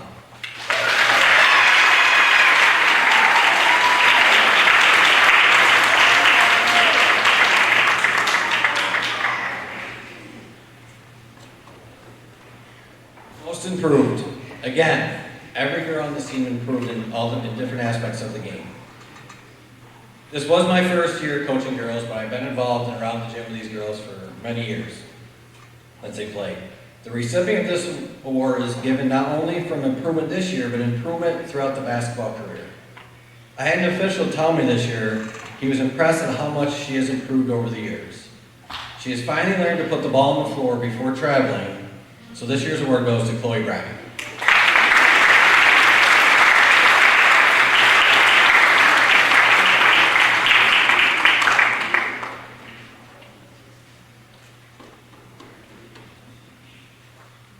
MVP. She was one of our leaders on the team and top rebounder. The importance of her on the court was evident as the game inside we were leading into the first quarter. Unfortunately, she went down with an injury, and that changed the dynamic of that game with her on the bench. She was always encouraging others on the team in a positive way. Isabel's hard work was noticed on the court as she was selected to play an exceptional senior game that was supposed to be held in Cuba Rushford, but one of the snowstorms canceled it altogether. This year's MVP award goes to Isabel Bedell.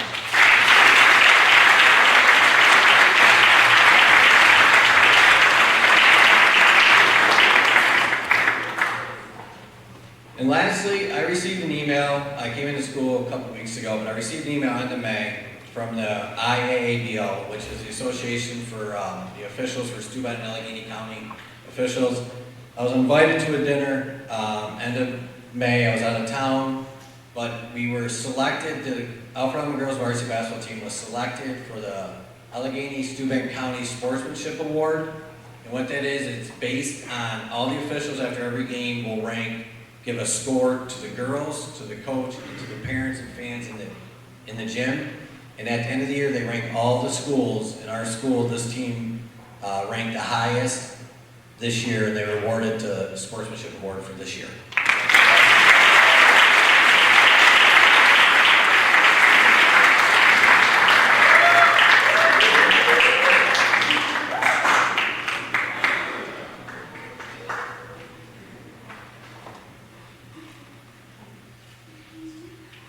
Thank you and good luck, girls.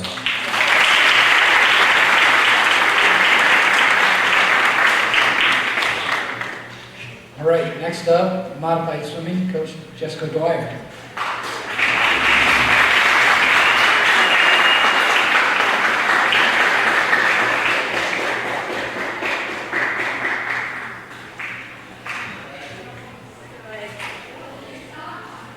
So I coached the modified team again this year, and it was another great experience. to Dr. Rivers, Mr. Gooseberry, and board for giving me the opportunity again. Also, thank you to Mr. Cook and Coach Lights for their help, and Mrs. Chambliss for everything she has done. I also want to thank all the parents for all their help during the season. I had 11 swimmers this year. There's not many here tonight, but I will still announce them all. I had a 9th grader, Aiden O'Connor, 8th graders Gavin Bieber, Ellison Cannon, Zahedi Dama, Amber Tobias, Noah Eldridge, Josiah Shutt, Jack Murphy, Evan Broderick, Will Lawrence, and Jameson Snyder.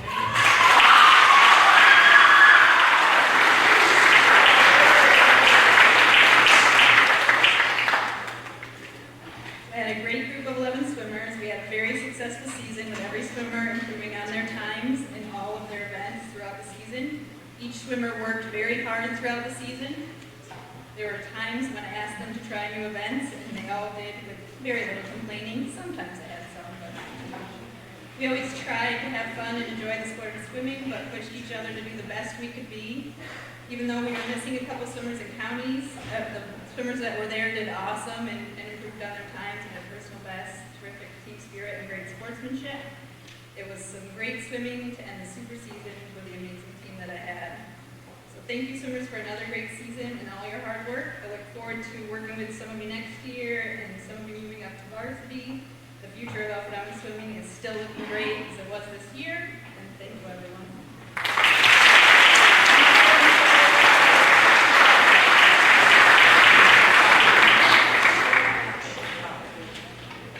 Next up, varsity swimming, Coach Jerry Plates.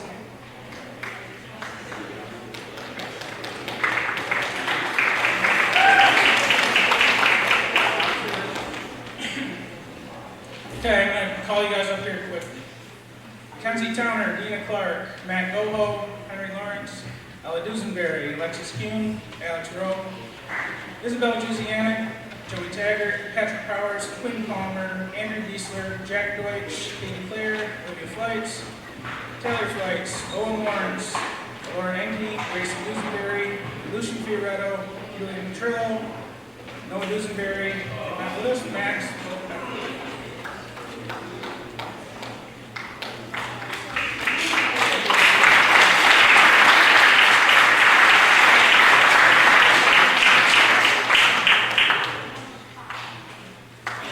trying to get these awards started and get going here.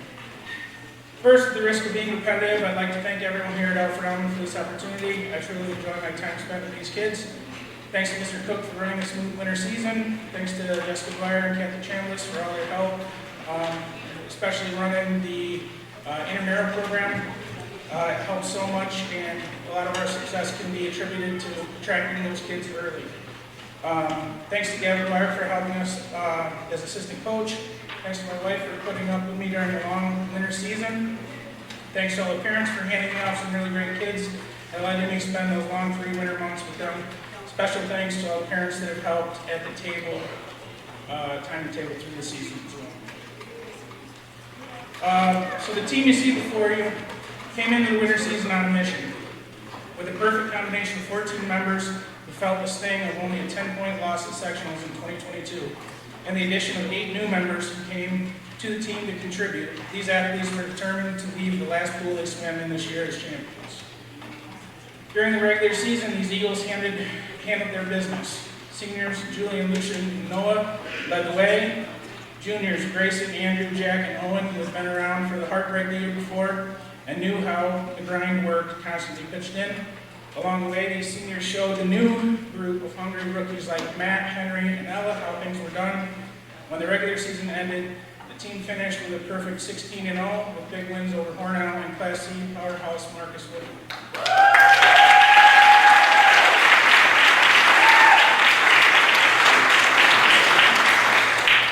As the regular season came to a close and the county championships began, members of the team began to position themselves for sectional competition.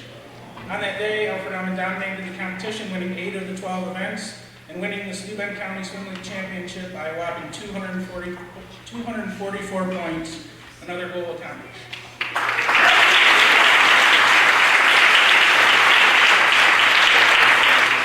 However, the last hurdle always seems to be the highest. From our very first practice, we talked about how important everyone was in our goal to win a sectional championship.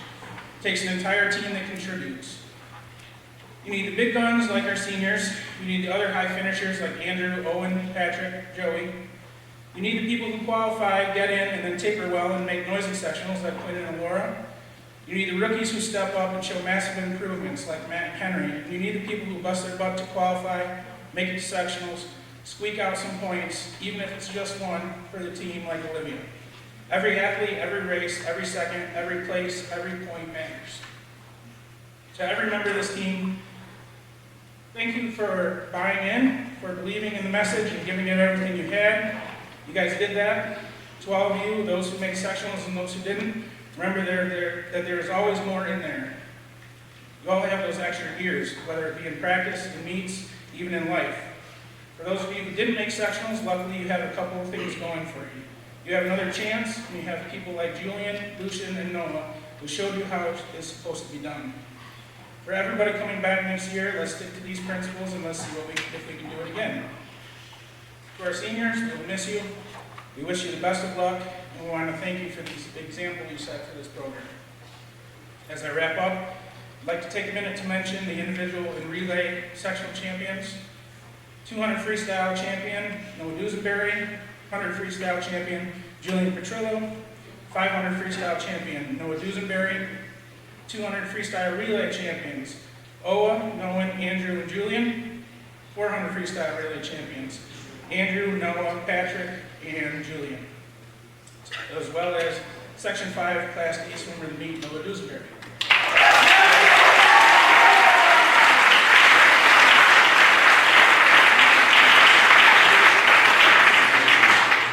On the season, that adds up to an undefeated 2023 Section 5 Class D swim championship team.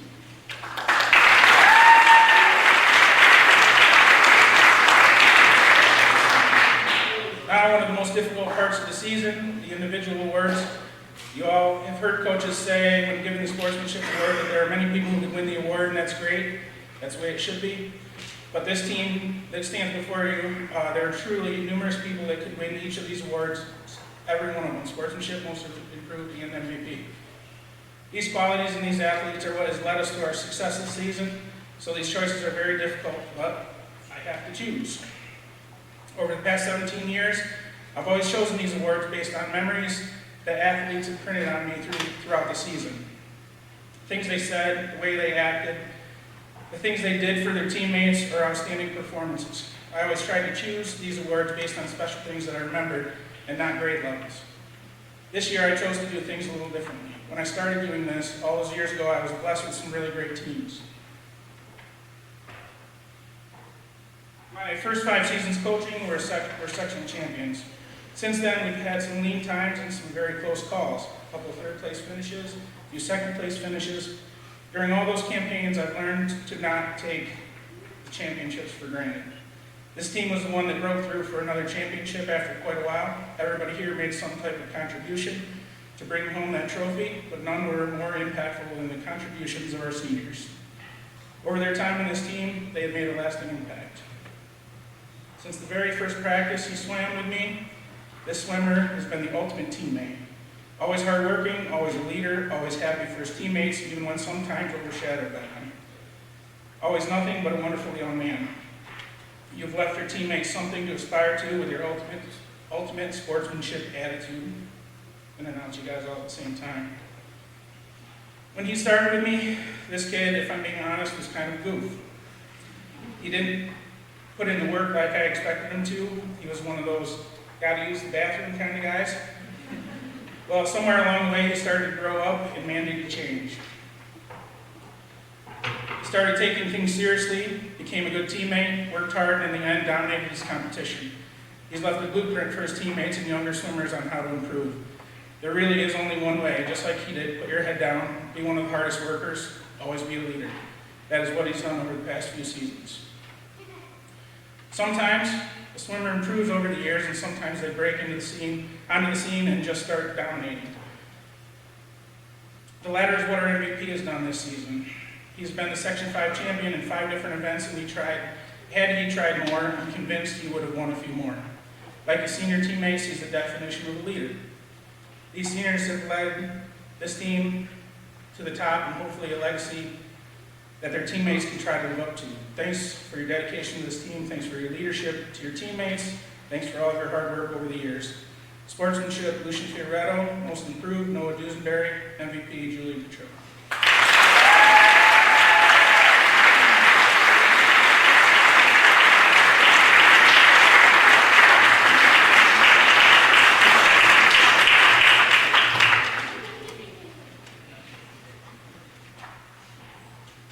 Seniors, best of luck.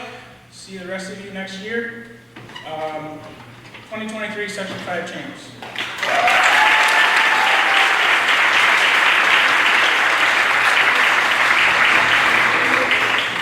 All right, we'll take another brief pause while we transition to the spring season. So spring coaches, please come on up.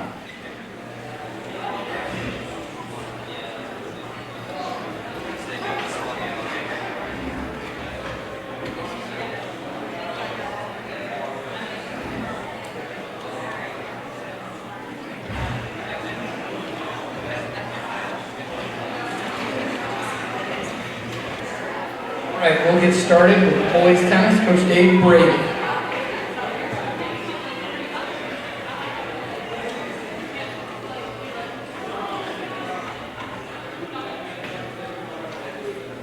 I'd like to first call down the modified players. We had 4 very good modified players, 2 of which will move up to varsity. So I'm very encouraged and had a lot of competition in just about all the schools that we competed against had modified players, and they improved greatly over the course of the season. So come on down, Cohen Cumberbatch, Luca Virginio, Leon Moldry, and Will Lawrence.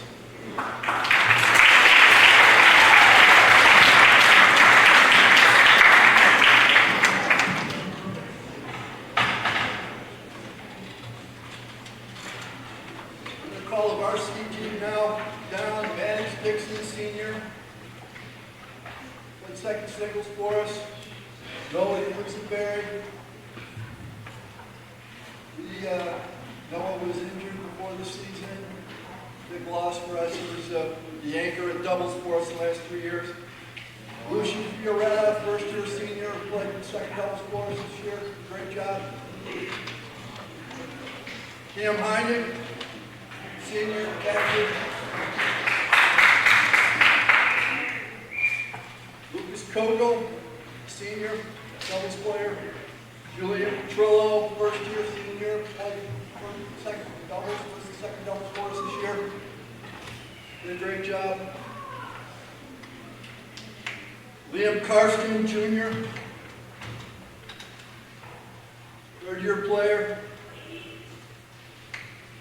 Dixon Kraft, another junior, first year player, and Jack Deutsch, junior, first year player. Jack played some doubles for us this year, did a good job. Noah Heffley, Jr., Quinn Palmer, Jr., first year player, Quinn, played some doubles for us, little singles too, did an excellent job. Same thing with Noah. Doubles and singles this year. And finally, sophomore Patrick Power.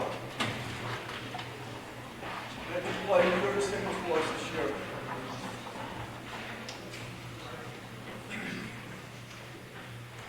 We had a very good team.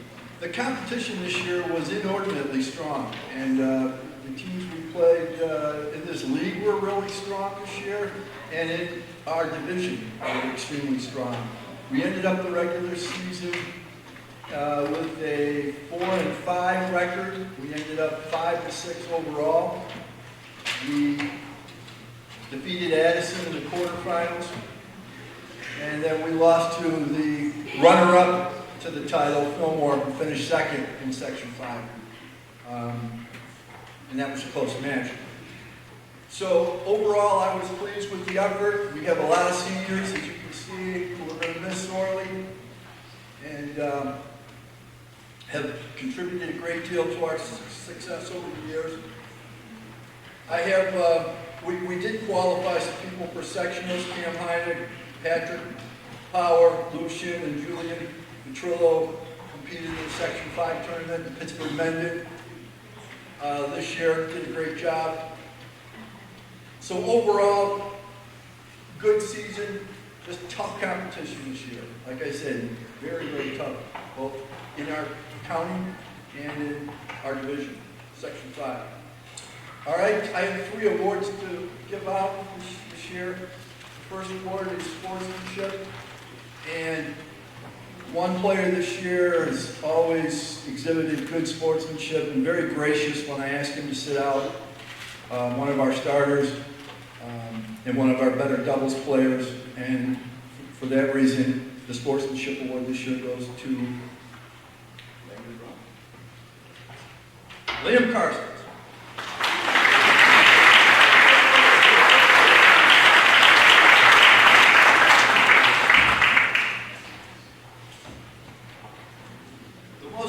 Player to me was quite obvious this year. This gentleman played doubles for us the last couple of years, and this year we had some openings in singles, and he immediately told me he wanted to play singles, so we gave it a shot, and I was pleasantly surprised with how successful he was throughout the course of the year in second singles, and he was our greatest improved player, Maddox Dixon.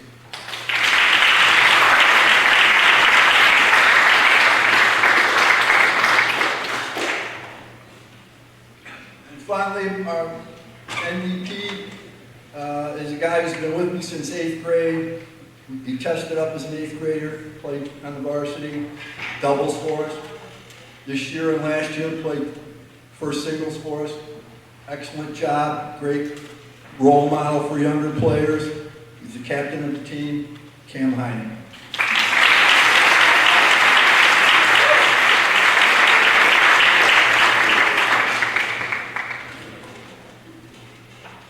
Your 2023 varsity boys tennis team. Great job, boys. We're going to miss you seniors. And we thank you for all your contributions to us over the years.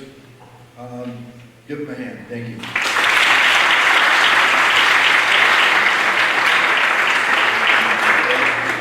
Next up, boys modified baseball, Mr. Ken Shell.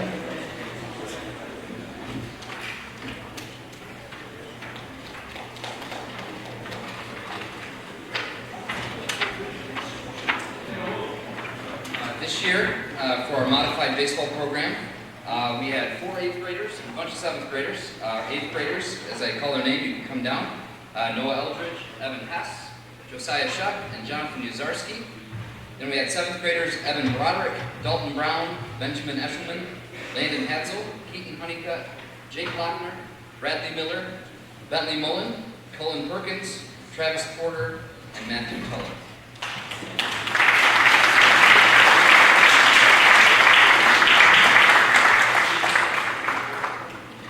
So this was my first year with the opportunity to coach in any kind of high school arena. I've been coaching youth baseball for a few years now.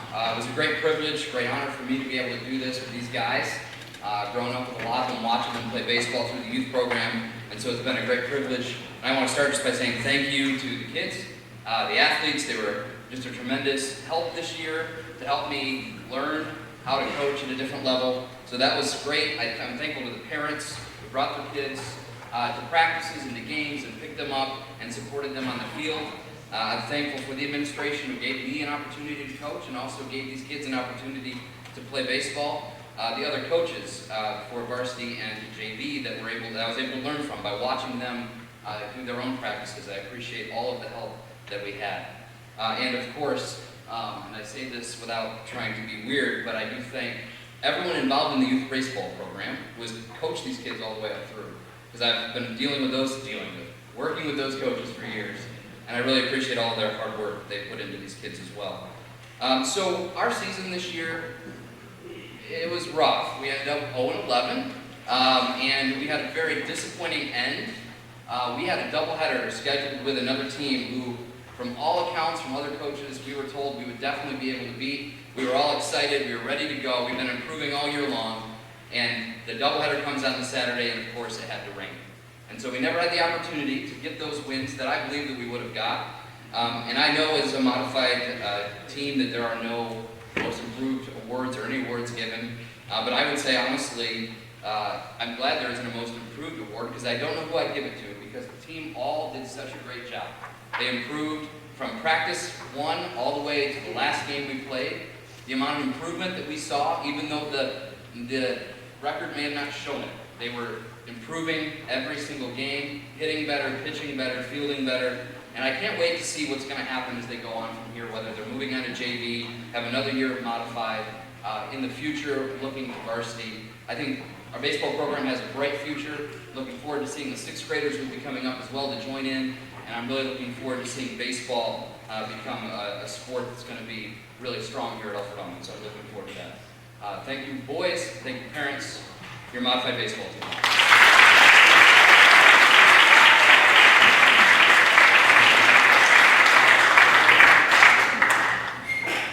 Next up, JV baseball, Coach Sean Mann.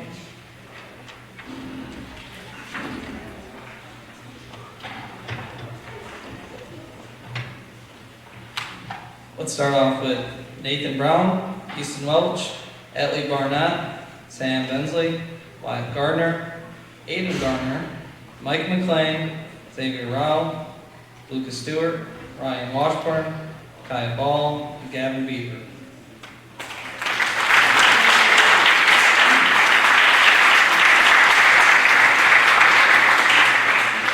I'd like to take this time to thank Ms. Ball for helping chaperone the games, also helping with the equipment. She also helped me during the basketball season. The Bensley family, I couldn't have kept any of the stats without them for both sports. And Mr. Cook for helping guide me through my first year here at Alfred-Almond coaching. And thank you for the administration for giving me the chance to coach. This season was about resilience. The team faced numerous challenges, but managed to make progress and learn valuable lessons. While their win-loss record may not reflect their efforts, the team can celebrate their achievements and growth. The season began with high hopes and aspirations as the team gathered to showcase their skill and develop their abilities on the baseball field. However, they encountered several strong opponents throughout the season, which presented a formidable challenge. More often than not, it always seemed like we were one bad inning away that would just throw us off our tracks. Despite facing adversity, the team exhibited resilience and determination. They consistently demonstrated a positive attitude and maintained a strong work ethic, striving to improve their individual and collective performances each game. As the season progressed, the team began to gel and develop better cohesion. They learned the importance of communication and teamwork, realizing that success in baseball depends on supporting and relying on one another. The bonds formed among teammates served as a source of motivation and support, fostering a positive team environment. Although the victories were scarce, the team celebrated our exciting wins both against Mount Morris. Our first win was an outstanding all-around performance of everyone doing their job and putting together a complete win. They shut the Blue Devils out 13-0, with Ryan giving up 1 hit that game. Our second time around, Mount Morris must have watched some tape on us or something because the game was really close and went down the wire. We pulled out the win 13-12. With the key play I feel in that game was Aiden hitting the biggest hit of the season with a triple in the 6th inning that helped us protect the lead. I'm proud to coach these guys this year, and I'm excited to see us continue to take a step in the right direction next year. We got 1 award for most improved player this year. For this player, I felt that deserved it the most. He went from throwing rainbows from catcher all the way down to second base for about half the year until he finally figured it out and started making some good throws at the end. We also learned the hard way that if we can't stop the ball, the other team's just going to be running around the bases all day. I felt he eventually became a wall that we needed behind the plate and really helped solidify us at the end of the year. Atlee Barnett.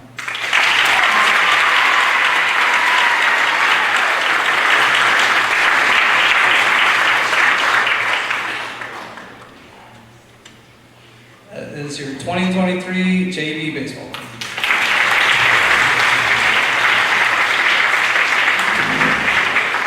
Next up, boys varsity baseball, coached by Steve Donner. The baseball guys, just come on down. While they're coming down, just a couple thank yous. Coach Cook, thanks so much for everything you did as an AD for us as a team. And a couple assistant coaches, really. My offensive coordinator from Kansas Steel, Rocky Santiago, came down and coached with us. He was a real pleasure. The guys really liked him. Oh, thanks.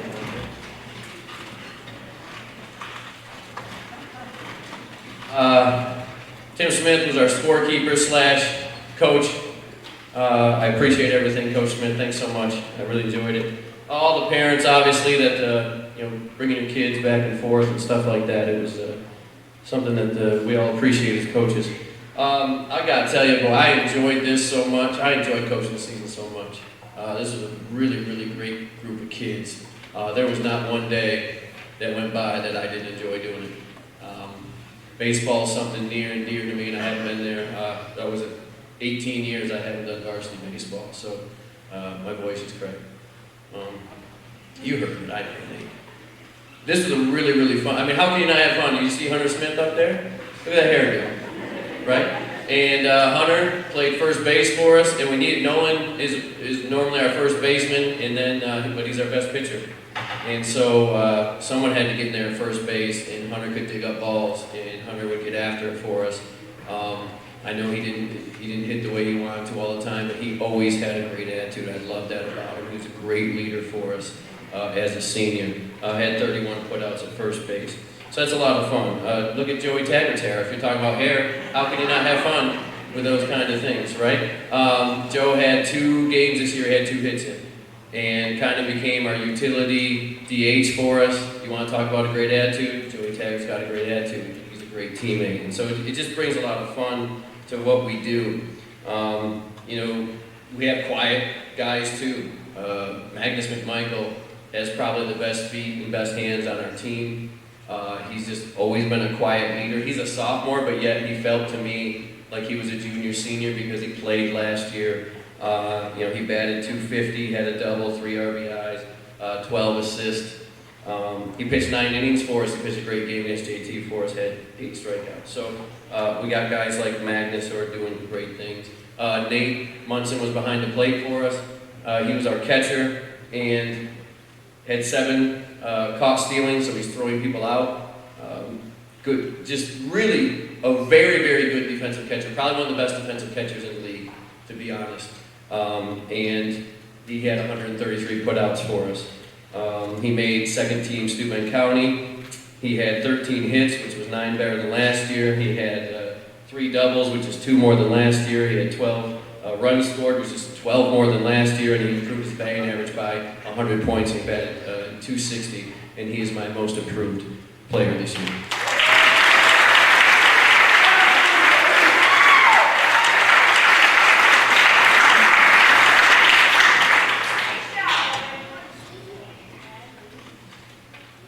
Then you start getting into our lineup. Some baseball teams have murderers row. We had what I call sophomores row.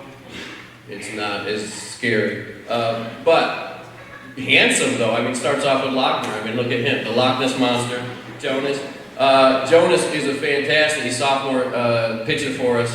He won a game against Hinsdale, which gave us a home field game for sectionals, and stepped up for us. He pitched 22 innings, had 20 strikeouts, 7 hits this year, 3 RBI. 2 sacrifice bunts, which we are big on, and scored 5 runs. And you have guys like that coming up, so it's really good for us. Part of that sophomore row was Liam Ruthman, the insane-o curveball that we all got to see later on. He really became a good part of our pitching rotation for us. He pitched 9 innings, had 8 Ks, 9 hits this year. Really started coming on. I had to put him in the 2 spot, which is a dangerous spot for a sophomore. You can really get down on yourself. And he just kept going. He kept hitting and doing his thing.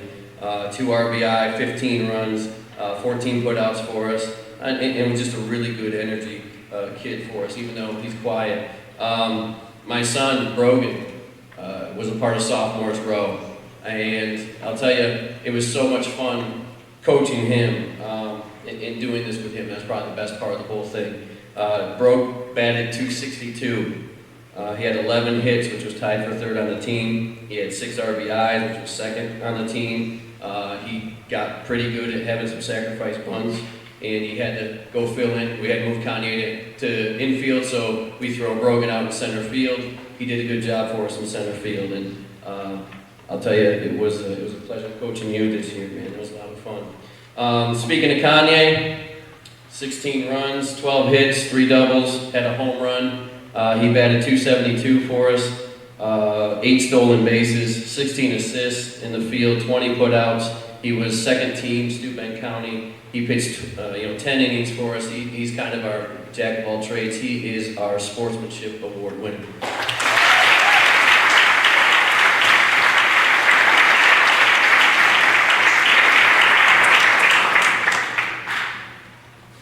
A guy that wasn't able to start the season with us was Garrett, but he was my assistant coach. He was there every single day. He helped set up drills, helped take down drills. Coach, what do you need? What can I do? I know that might shock you. That was Garrett, I'm telling you.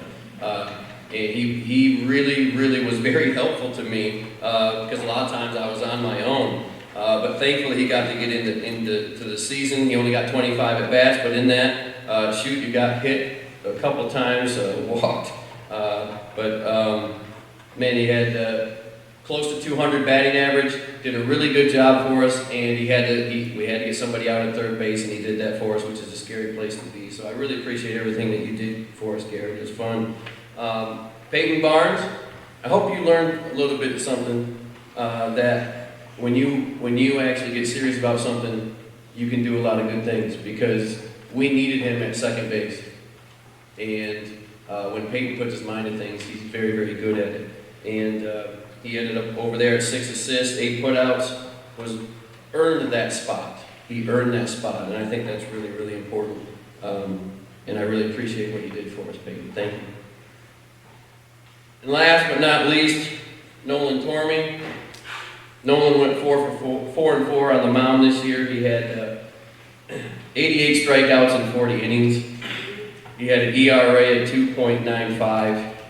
He had 18 strikeouts versus Andover in 1 game. He batted .406. He had 12 RBI. He had a home run. I don't know how slow they have to be for you to get a home run, but they did. And he only struck out 3 times. He was all Class D1 all team for the sectionals. He was first team Steuben County, and he is our team MVP.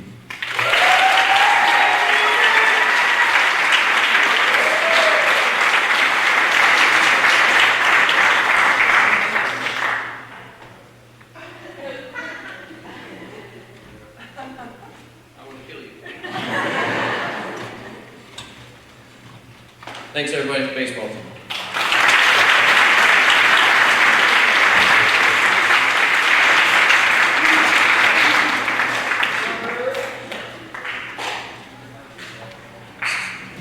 Next up, modified track and field, Kate Palmer.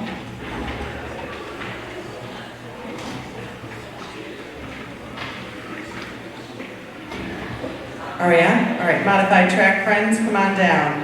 Eva Allen, Allegra Bordeaux, Allison Cannon, Kyla Cannon, Sahedi Dama, Caitlin Diesler, Amber Dobius, Lexi Gagney, Lily Geiger, Tanner Ledbetter, Aiden Link, Mikkel Nelson, Rona Powers, Jamison Snyder, and Jonas Latini.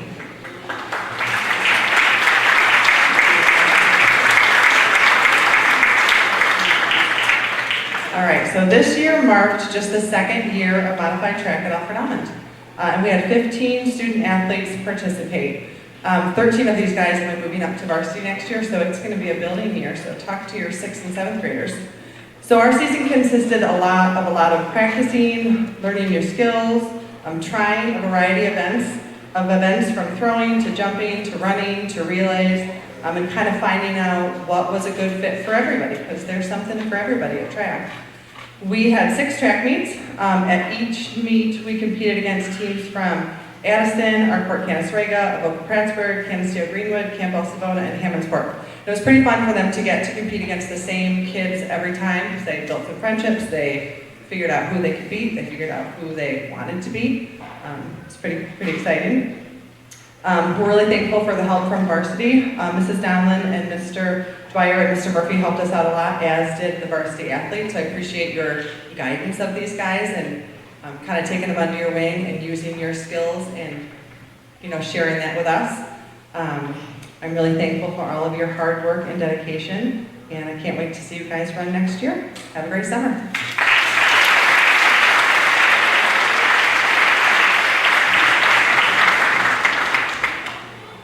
All right, next up, girls track, Coach Kelly Downey. Hi. I think my husband took my 10 minutes, so I'll make it really quick. When I call your name, girls, come on down. 8th grader, Isabel Jusianek. Freshman, Kaiten Donlin, Alex Rowe, Mackenzie Towner, Maeve Turner. Sophomores, Bia Beaudry, Alora Enke, Maddie Levy, Izzy Willard. Juniors, Amelia Lawrence, Candy Joe. Seniors, Brianna Henshaw, Sophia Sims-Latini.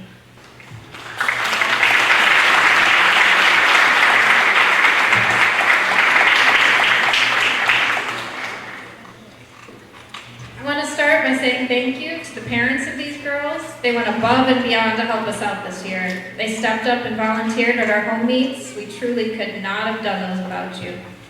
I would also like to thank Mr. Cook, Mr. Decker, Mrs. Press, Mrs. Palmer, Mrs. Snyder, and Dr. Rivers for their help at meets and many other times during the season. A special thank you to Coach Dwyer and Coach Murphy for all your help. We put in a lot of hard work and effort into the season. Even though the end results may not have shown it, we grew as a team and as individuals. We learned from our mistakes, we persevered through injuries, and we never gave up. This season, we gained a lot of valuable experience and knowledge that we can use to improve and become better athletes. We can take all of that knowledge gained and put it into the future seasons. I know I will. 3 awards. First, our most improved. Most improved goes to a team member who consistently improved her times over the season. Her hard work and determination proved to be worthwhile at each competition. She tried hurdles for the first time this season, and she was determined to conquer them, and that she did. Congratulations, Maddie Levy. You are most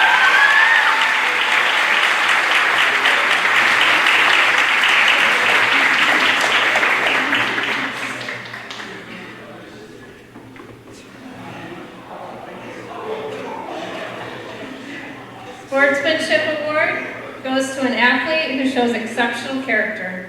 Someone who always gives 100%, treats others with respect, encourages their teammates, and helps when help is needed. Our sportsmanship recipient has done all of these things and more to earn this award. Alora went above and beyond to make everyone around her feel comfortable and was always the first to help when help was needed. Congratulations, Alora.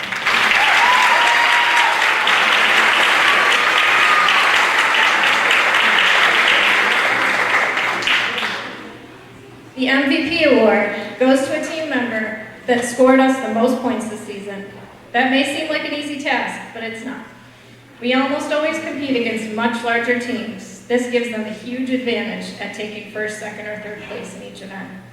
Our MVP went above and beyond any expectations we had for her first year on the team. She gave her all and at times struggled through pain, but never quit. I can't wait to see what you do in the years to come as an athlete. Your future's so bright. Congratulations, Isabel Jusianek.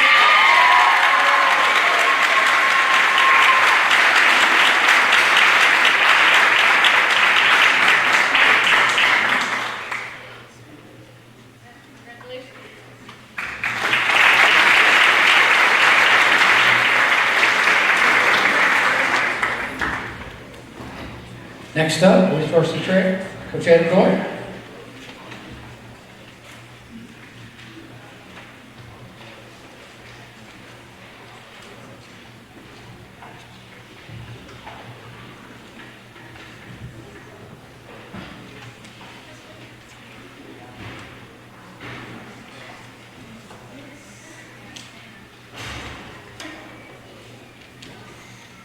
Right. I'm going to first start out by calling out my guys by grade down here. Start out with my 8th graders, William Levy and Nolan Palmer. 9th graders, William Denninger, Jim Eshelman, and Matt Goho. 10th graders, Ben Burns, Gabe Fioretto, Jackson Jusianek, Caleb Roberts, and Owen Stewart. The dynamic duo juniors of Ty Grigg and Koki Yatani.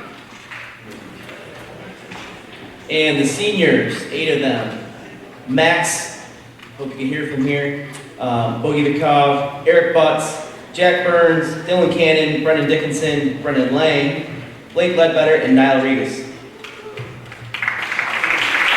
Squad.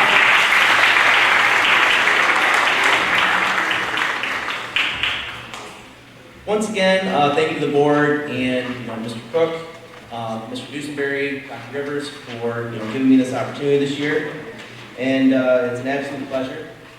So thank you. I'd like to thank Coach Donlin for your help and support all season long when hosting meets and when we're on the road. The camaraderie we have between each other, and it's just a great pleasure to coach alongside you. So thank you. To Mrs. Palmer, thank you for all you do for the Modified Track program and our programs. Coaching Modified provides our students a tremendous opportunity for younger athletes to find their way into the sport. Let's not forget all the help at meets and in practices as well from both from you and your team members. So thank you, Mod Squad.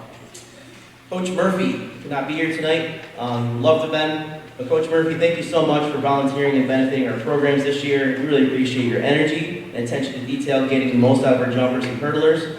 Every team that has any kind of success will almost always have a great assistant, and that is you. Parents, thank you for watching us on the road and helping at home, as we mentioned before. Wouldn't be able to do it without you guys, and everything you do at home to keep these guys on pace and get their homework done and they're showered and they do their laundry. I know they probably don't do that by themselves. The start of the season is so unknown in track. You aren't quite in shape yet. You come off from a spring break right into competition season, and there's a lot of new members figuring out how they can help the team and where they stand to be successful. You don't know what you have until you toe the line, step in the runway, or you step inside that circle. After a 1-1 start, we climbed our way into the season, and we then go on to have be 6-3, only losing to a stellar Arkport Cancerega team, a strong Cancer Greenwood squad, and just a few members shy of scoring and earning enough against Wellsville at home, who was also a non-league opponent. Coaches would come up to me and compliment our team, stating we had a tough group of kids and that we were resilient. The strength of the team was in our mid-distance runners and relays, where we were almost always first or second in tri-meets and would score high in invitationals. Our jumpers, sprinters, and hurdlers and throwers supplemented podiums to tally points for us, especially when we needed it.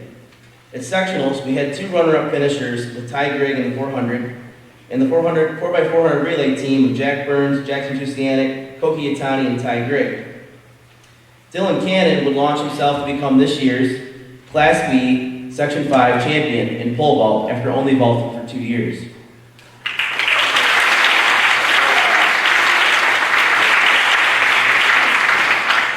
Those are the things that people see.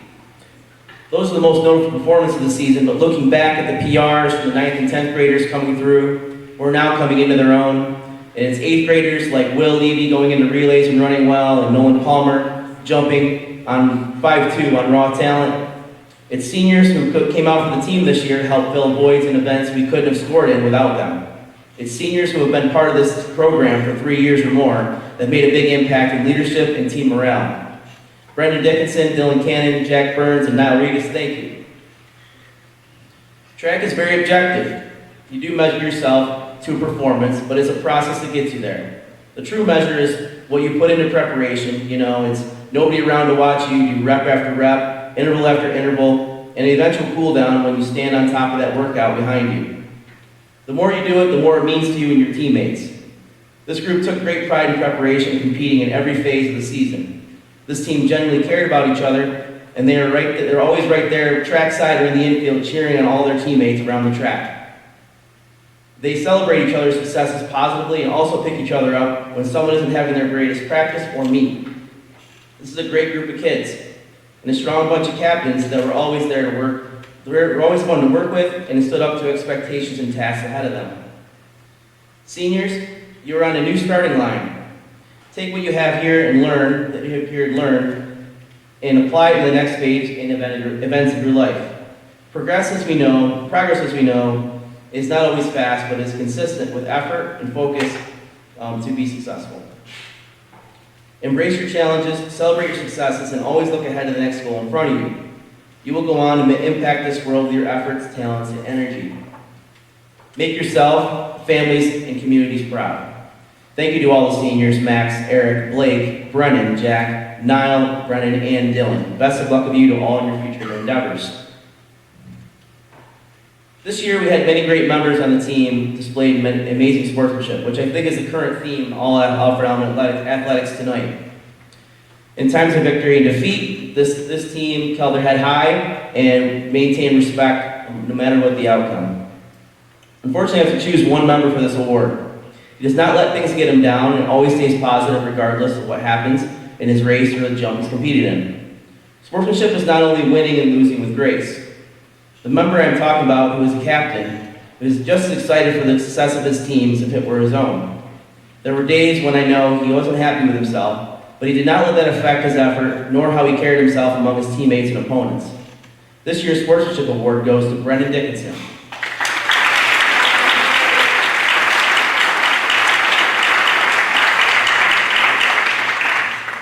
This brings us to the next category of Most Improved. This young man has a long history with the team. 6 years to be exact. He has been a competitive runner, a faithful supporter, and now an accomplished pole vaulter. It has not come easy for Dylan.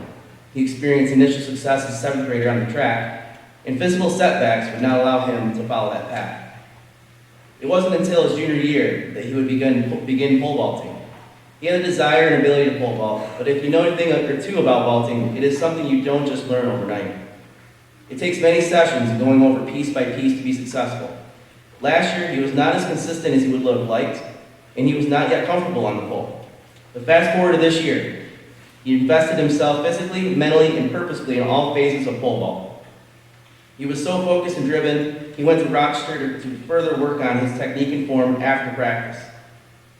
He never won a big meet in his life, but on May 27th, he was ready to write his own chapter at sectionals. Dylan went from a rookie to a champion in 2 years. His work ethic and overall personality serve as a great example to all who know him and have witnessed his transformation. Congratulations, Dylan Cannon, on becoming this year's most improved member of the team, and thank you for everything beyond this award. Thank you, Dylan.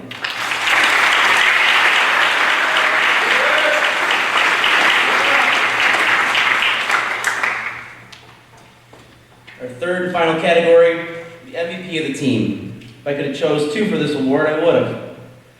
The specific member works so hard day in, day out, leads by example on and off the field, and his effort is what inspires others to do better. I've watched him grow from a man who wanted to win to a man who sets out to win. He scored many points for us this season with his role in the 4x8, the open 8, and the 4x4 and long jump. I will never forget that day when he got pulled around by the track by that rabbit from Madison, and then to go on and finish the race with a 5-second PR in first place in 800 in our final dual meet. That's where I knew you had that mentality. I am very proud of your accomplishments and progress this season, and I can't wait to see what's in store for you. Congratulations, Koki Yatani.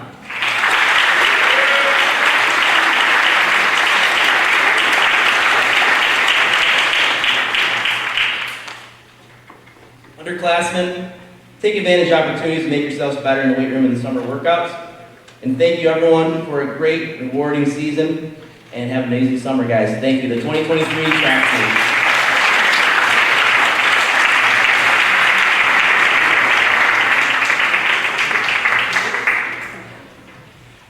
Next up, modified softball, Coach Bert Turner.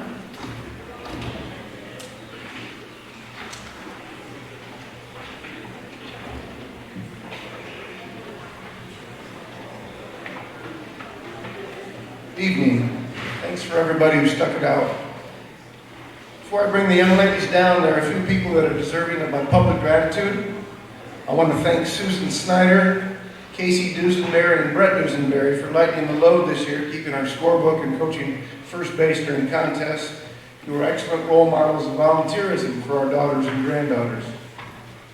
Thank you to all our youth and community coaches. I'm fully aware that we reap the rewards of all of your hard work.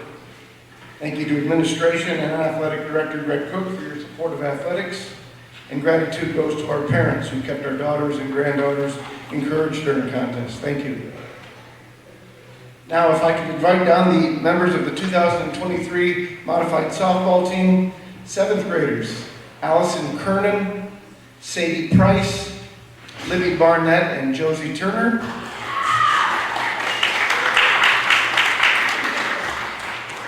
8th graders, Ella Dusenberry and Autumn Odell.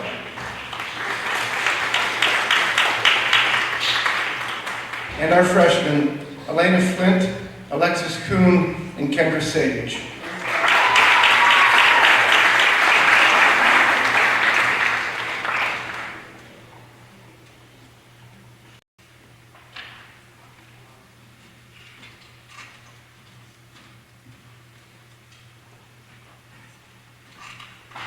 What I'll remember most about this year's modified softball team was their cohesion.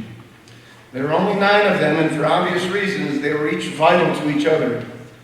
Without their commitment to each other, the hundreds of good choices they each had to make, carrying out the sacrifices that student athletes have to make, we couldn't have created the memories that we were able to. Thank you, girls, for your cohesion. The 2023 modified softball team was a cohesive team with a talent for being good teammates and treating each other well.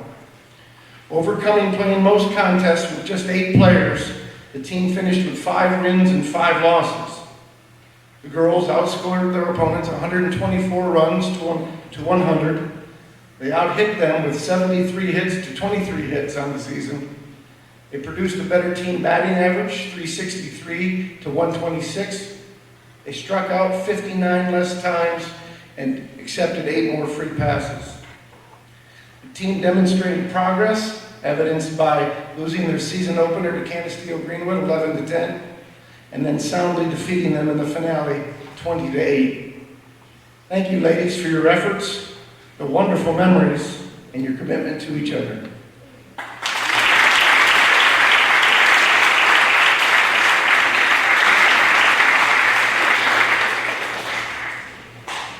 Last up, girls varsity softball, Coach Brian Molat for Coach John Gemmel.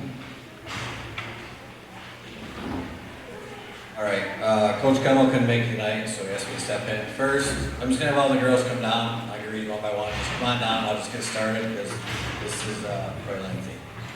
All right, as you're coming down, getting the orders, I'm gonna get started. First, I'd like to thank Mr. Dusenberry and the administration for the opportunity to coach these girls in this program. I'd also like to thank the parents for raising such a wonderful group of young women and being so supportive of this team. I would also like to thank my voluntary assistants for the past 2 months you put into this. This year, the varsity girls softball team finished with a 12-4 record, finishing in 2nd place in Steuben County League. The group of young ladies accumulated the best regular season record of any team during my 10 years varsity softball coach, dating back to 2015. While also tying for the best overall winning percentage for the 2019 team that finished 2nd in New York State. 3 of the 4 losses the team had on the season were by 2 runs or less and came at the hands of the opponents who would end up being sectional champion, including close losses to Addison and a heartbreaking loss to Batavia Notre Dame in the sectional tournament. Throughout the course of the season, this team outscored their opponents 128 to 80, outhit their opponents 168 to 81, stole 35 more bases than their opponents, and struck out 75 times less than their opponents. With such a big roster, playing time can become a big problem. However, these young ladies continue to buy into the team-first philosophy of the program and accepted the roles that they had on the team. A great deal of hours were spent in the gym and on the field working on their skills and developing a better understanding of the game strategies and responsibilities. All 16 members of the team contributed to the overall success of the season, and regardless of the roles, each member of the team had a great attitude and supported their teammates day in and day out. The newcomers worked hard all season and were able to get a feel for the intensity and quality of play at the varsity level, showing commitment and improvement along the way, highlighted by Paige, Grayson, Abby, Lily, and Grace earning their first career varsity hits. The veterans continued to lead by example and demonstrate why they were great ambassadors of the program as they showed the newcomers the work ethic and commitment that was required to be successful at the varsity level. Despite our 12-3 regular season record, we entered sectional play at the number 5 seed and traveled to take on number 4 Batavia Notre Dame in what was a loaded sectional bracket. This proved to be a game between two of the top teams in the tournament and was all that a sectional game should be. It was filled with great pitching, solid defense, nail-biting, edge-on-your-seat moments, and intensity that you could cut with a knife. Both teams would have opportunities early in the game, however each pitcher would rise to the occasion and close the door when necessary. With the score tied at 0 entering the 5th inning, A would find some two-out magic as Grayson earned her way on base with a bunt hit and advanced to second on an error. Allie would follow with a hard-fought walk, setting the stage for Taylor to play hero. Taylor calmly smacked a 2-run single in left field to give the Eagles a 2-0 lead. That lead would hold until the bottom of the 6th inning when the host Irish would mount their comeback. A couple of walks and timely hits would allow Notre Dame to score 3 runs and steal the game away. Ending our season. Batavia Notre Dame would then go on to knock off number 1 seed 7-4 in the semifinals before defeating the number 2 seed 5-2 in the finals. Team leaders for the season were as follows. Isabel led the team in hits, triples, home runs, RBIs, batting average, and pitching victories. Lexi led the team with 4 doubles, while Allie led the team with 32 runs scored and 20 stolen bases. I would like to recognize our 4 Steuben County All-Stars. Isabel Badeau was voted as co-MVP of Steuben County. Allie Hurd and Taylor Flights were selected as first-team All-Star selections, while Olivia Flights was voted in as second-team All-Star. I would also like to congratulate Isabel and Allie for being selected to participate in this year's exceptional senior game involving select seniors from Steuben, Allegheny, and Cattaraugus County. My first individual award tonight will be the Most Improved Award. This player had limited time on the field last year, but never wavered in her commitment and willingness to work hard. This year, she had a prominent role in the team and produced all season long, registering many clutch hits to drive in runs while making some tremendous plays in the field. She accumulated 14 more hits than last year, raised her batting average by over 100 points, drove in 11 more runs, and scored 11 more runs than last year. This year's Most Improved player is Clarissa Flynn.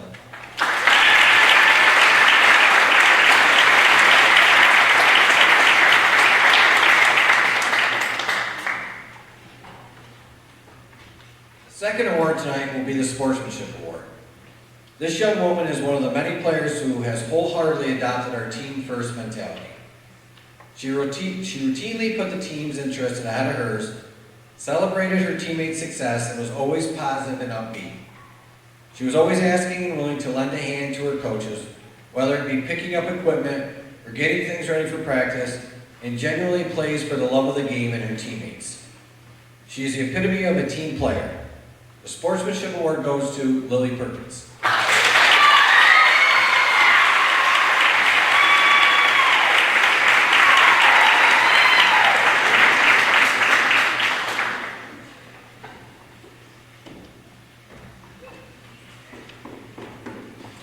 The last individual award to hand out tonight is the MVP Award.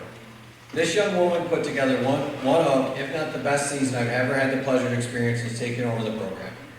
Whether it was offensively or in the pitching circle, this young woman was dominant all season long. Offensively, it was one of the best seasons in program history, and her pitching stats rival those of the 2019 first-team All-State pitcher, Allie Fancher. Offensively, this player finished with a .600 batting average, amazing 33 hits on the season, which included 3 doubles, 4 triples, and 4 home runs. She also drove in 31 runs while also scoring 29 runs of her own. In the circle, she finished the record with a 12-3, allowing only 55 earned runs and striking out 173 batters in 102 innings pitched. In addition to being named County MVP, she was also voted by the Section 5 coaches as Section 5 D1 Player of the Year, an honor that hasn't been bestowed on an Alfred-Almond softball player in 20-plus years. This is a testament to the season she had and the impact she had on the team in Section 5. This young woman is as tough as they come, both physically and mentally. Her work ethic and commitment to her craft is admirable, as she has always put in time during the off-season to become a better player. Her character and the way she lives her life, I admire her very much. This year's MVP award goes to Isabel Badeau.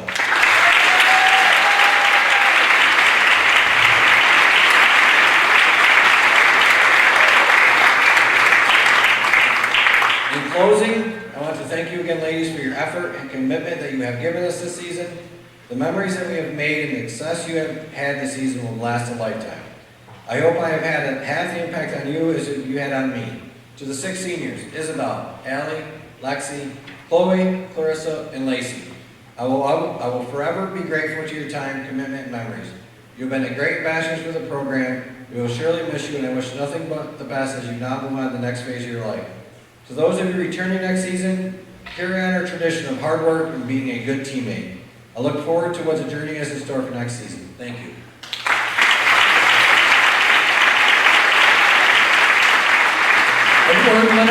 Award winners, please come to the risers here, please. Thank you, everyone. Hope you have a great summer. Weight room information is back there. We have soccer information, Coach Hildreth. I'll be doing soccer this summer. Get out there, be active. Have a good one.